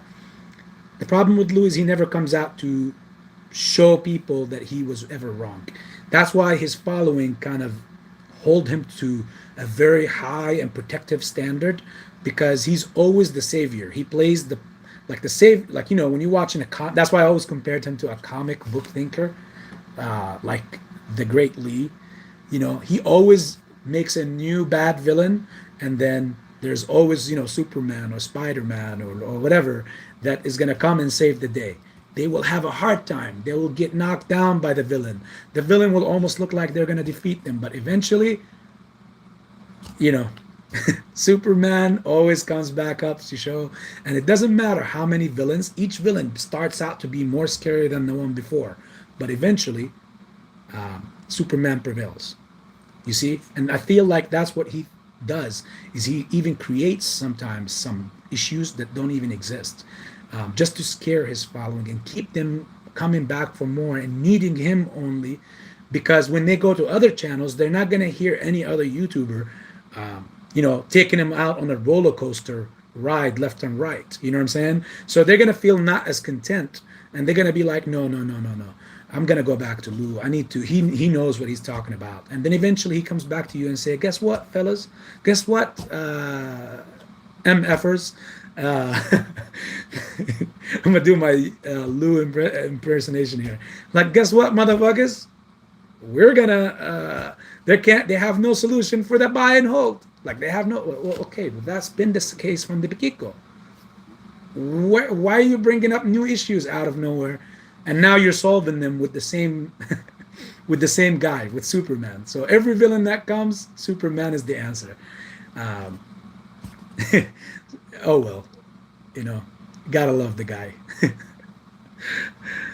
Stasia is just having fun with all these laughing faces. Yo, yo, yo, Kenny, what's up? I'm gonna stop saying your name on live, because, you know, you might not want people to know. Just like Tiny. Stasia, first of all, I'm telling DS. Secondly, sorry I'm late, brother. A.B, been busy all day. Hey, brother, better late than never. I'm late to my prayers, so I gotta run really fast. But I'm just trying to read the rest of these, and then I will be on my way. I peed.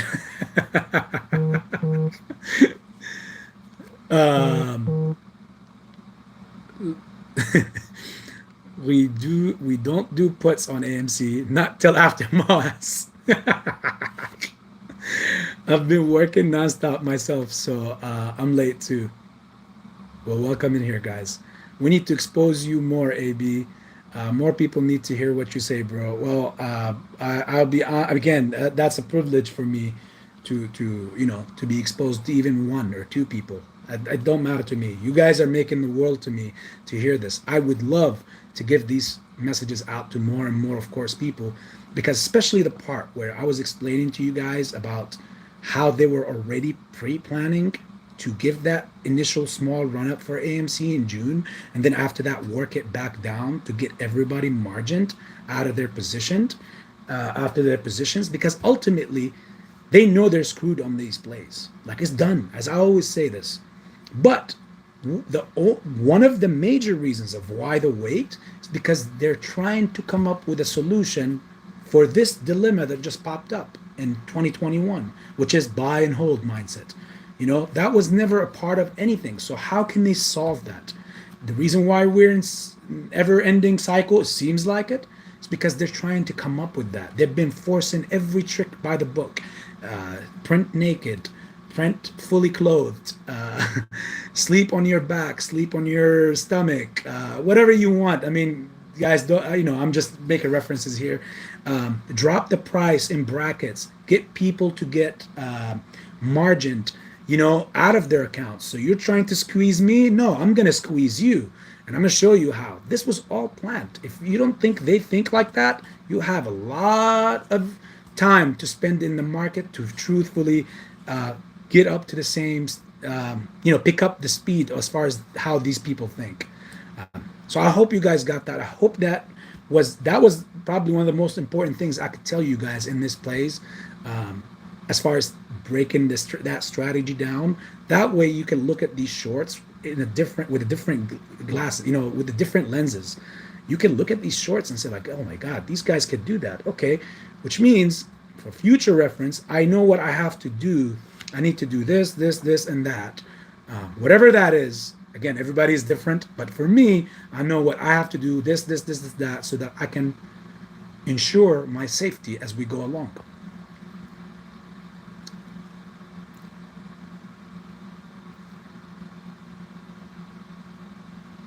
Teddy Zane is hurting the movement by saying sell and buy. See, here's the thing. I love the Macellorian. I love uh, Tony Dinaro. I always mistake him for Robert De Niro, just because of the last name. I love Pantheon and all these guys, But it was on the Macellorians last week live. I went and actually put a comment, and I said that, hey, somebody tagged Teddy with this, and I think it was Tony that said, hey, I'm not mad at the guy. He could do whatever he want. Even Pantheon said, we welcome this guy back in and all that stuff. I have nothing more to add to that. But here's my issue. The problem is when we want to welcome someone in. I mean, Teddy can keep doing it without anyone ever knowing. Anybody out there could be, any of you guys in here could be buying and selling AMC and GameStop shares every day, as far as we know, right? I could be doing the same thing, but I'm just telling you from now I don't. And that brings me to the point where the reason why I have an issue with that guy is because the guy is clearly, his intentions are clear why he's doing this. The guy never gave two shits about AMC all along. Clearly, he was all in the crypto world and whatever not. This is what everybody's been telling me. I haven't even done my due diligence on him because he's not worth my time to go ahead and do a DD on Zane. Yeah, it will be the end of the world by then if it's that bad for me. But yeah, so the guy never gave two shits about our plays and our play in particular. So he wants to get publicity. Clearly, this whole thing is about publicity. He lost his hype train in the crypto world because that world died out for a while. Guess what? He's jumping here now. So personally, I don't care if he's in the play or not. I can't control. None of us can control who can jump in and when they can jump out. Do I like the guy? No, I don't. Honestly, I'm just gonna be honest. That personality that I just said, to me, I feel like he's doing it to get more publicity and get more subscribers and whatever. And a personality like that, I can never trust, no matter what. He's not a person I can trust. And if I can't trust you, the hell with you. In my world, you will never coexist. I'm not going to go out of my way to come at you or attack you or whatever, but you're dead to me. Stasia, you and me both. I can't even listen to that guy. So I can't understand how any people can speak in any form or fashion highly of the guy. I've watched his today video that was even in support, talking about Citadel not going to pay us, very fishy. What I felt deep from my heart, they are scared. Yes, Wasim, welcome to the live. Sorry, it's about to end soon. But yeah, he anybody can ramble. Let's just put it that way. Anybody can ramble, but not everyone can come out and show, like the great Pantheon says, receipts. Tell Teddy, hey, why don't you tell people who these people are you talking to? Why don't you bring some DD to our way? Don't just throw rambling on some bullcrap talk that you're bringing up. We don't know from where. Lou was wrong in the transparency pawn shop rule. He still won't admit it. He's too much pride. Yeah, that's the thing with him. Too big of an ego, pride. I'm not sure about that. Again, look at you can see by listening to Lou from the beginning that he has too much pride and ego. I mean, ego that's even bigger than that pride. You can tell. I mean, he's always talking about, hey, if I get off this live and beat this guy or punch this guy or twist somebody's spine, One day I'm gonna do it. One day I'm gonna do it. I mean, you know, that's I feel like an ego kind of thing. When you feel the need to show people that you can do what you're saying that you can do, it's always pride and ego. Starts with an F and ends with a K.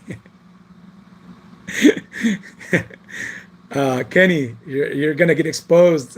Stasia is exposing you out here. Oh my God! So the great Pantheon has been in here, and I did not even see it. Um, Welcome, brother.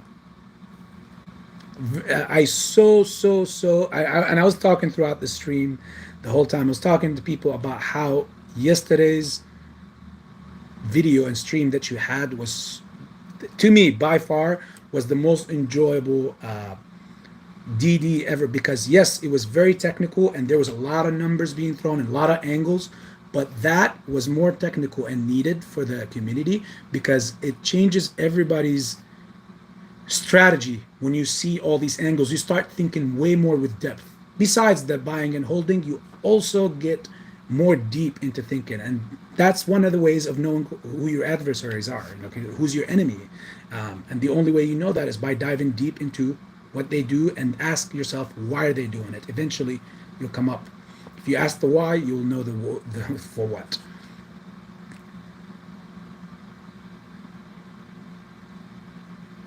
Okay, yeah, Teddy is doing it for the clicks, and he knows people will talk about him now. Hey, he enough talking about Teddy. We'll just put it that way. Um, he's clearly, like I said, he's doing all that. That's my belief. Again, it's what I think. Maybe I could be wrong, and if I am, I'll apologize officially to him. If he brings out some official DD and proves why he's saying what he's saying, and he, like, at least it supports why he's saying it, I will officially make a video and apologize to him. I have no problems with any of that.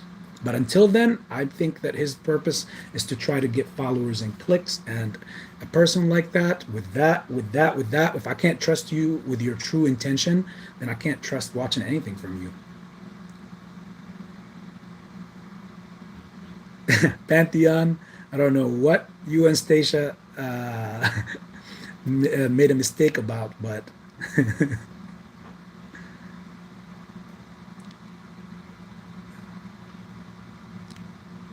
Future Well, what's up, brother?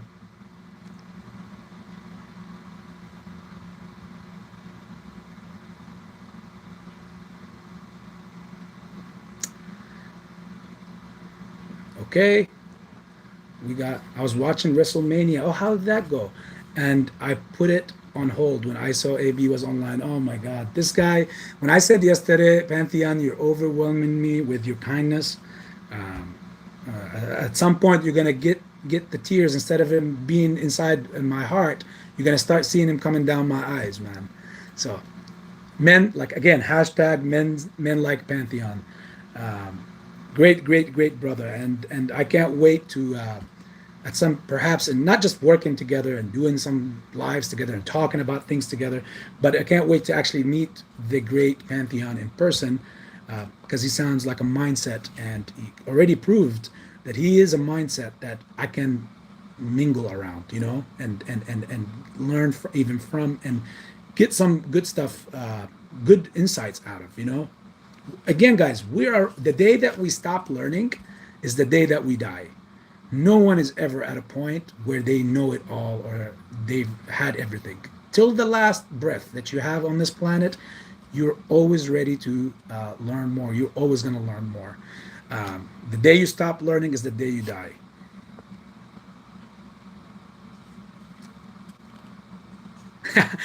Fork said Pantheon is throwing hands and chipping teeth. That's right, brother. He's gonna do that Denzel Washington laugh in Training Day. I exposed myself at Kenny's pool. uh, Frank, you deserve to get exposed after that one. Uh,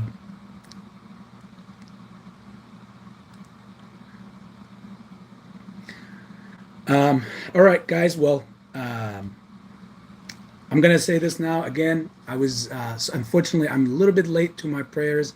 Today was a very very special day. It was the first day of Ramadan, the holy month for us. It was not tough at all, honestly. It's just the hookah, the coffee, and the water that I couldn't have. Throughout the day, that was the crucial part. Everything else, as far as food or not, was fine. I gotta go ahead and to the night prayers now. After that, read some scriptures, pray for all of us in this squeeze, and we'll see how it goes. And tomorrow we're gonna talk about some of the plays that I promised you guys we're gonna talk about, and what I see happening with some of those plays. Again, there's some cool plays. Hopefully they pan out as I see. And again, much love to all of you guys. Pantheon, again, thanks for stopping by. Um, Hopefully your favorite wins this WrestleMania. And before I leave, I see Samira said Ramadan Barak as well to you as well. And oh, future, I'll give you a second. Go ahead, do your thing. Bob Loco, I'll be looking forward to. I'm looking for it. But here, I'm giving it a second to Future Well to share a link. So all of you just stay in here. Don't leave yet. Nobody leave.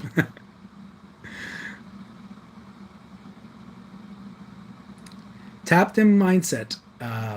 If you actually go back a little bit, I strongly advise on this particular live today that you probably could go back and watch maybe majority of it or the whole thing at your own convenience. Again, I know I'm asking too much, but there was really technical and deep state of thinking kind that happened today that we were talking about in the live, and especially what I personally think was happening when we went up to the 74s, back to the, you know, to the teens and all that. Like we talked all about that kind of stuff. So if you want to hear a lot of really technical and strong theories, um, maybe go back and you can see those things. I'm pretty hopefully everyone else in the chat was here already from the beginning to the end, and hopefully they liked what they heard, especially the part of how they were all along trying to squeeze us out instead of us trying to squeeze them out. And again, you remember the theory, guys, of when we got to the 74 in June last year, the 74 part $73 range. And after that, we started dropping. They caught a lot of people in the 60s, in the 50s, in the 40s, and even in the 30s. And everyone was thinking that was the dip. They jumped in.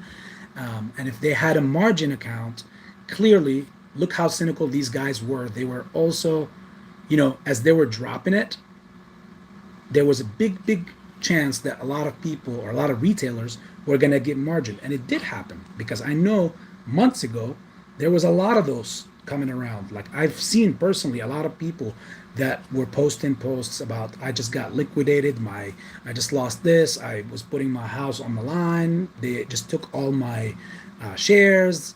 If I don't come up with 4 or 5,000, then my account is going to get margined. I've seen a lot of those.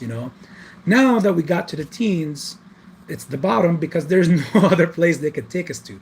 But the main question was why didn't they cover when the price was in the teens? And personally, I think they didn't cover because honestly, they could not cover with what they don't have. They can't cover with either whether it's real or synthetic shares. They need you to give them the shares back. They need you to sell. And that's why all along their intention was to get you in and eventually squeeze you out, just like you're trying to squeeze them out. So it is personal. It is personal.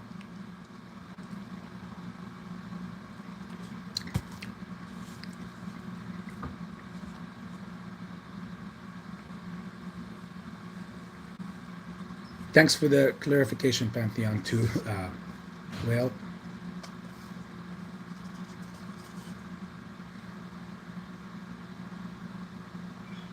who knows how to read cups, coffee cups?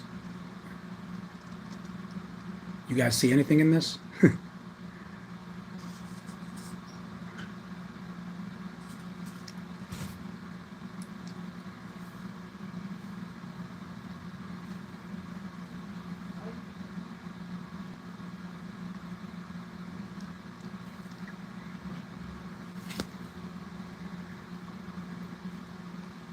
Future, are you there, brother?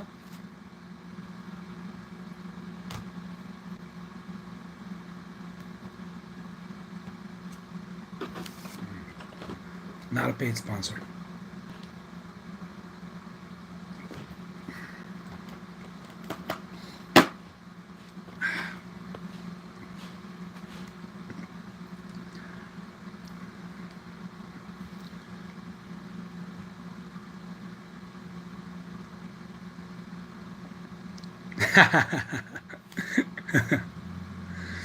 um, Stasia, I don't. As far as the cleaning the cup, I don't know, but I remember like my aunts and my grandma overseas when I was a kid, they will always drink coffee and then they'll flip it upside down. Then after that, after like 5 minutes, they'll pick it back up again and they'll start reading, and they'll say, "Oh, look, I see a snake in this. You see this?" And it's so crazy. It was fun as a kid. I was always sitting around them playing with my toys or whatever, and just listening and really believe in that stuff. Search on YouTube hybrid hearing America's stock exchange. It was like 3 days ago. Verbally, I heard say because you was applying pressure. All right. Well, with that being said, and with Future finally sharing the the link that everybody wanted. Oh my God, somebody's gonna get an ass kicking. That's how the Stone Cold is always saying it. A can full of ass kicking. But yeah, Stone Cold is in the house, so I gotta go do my prayers, and eventually I'll catch up with WrestleMania. Again, guys, thank you so much for spending this lovely evening on the Saturday with me. And once again, AB Investments, much love.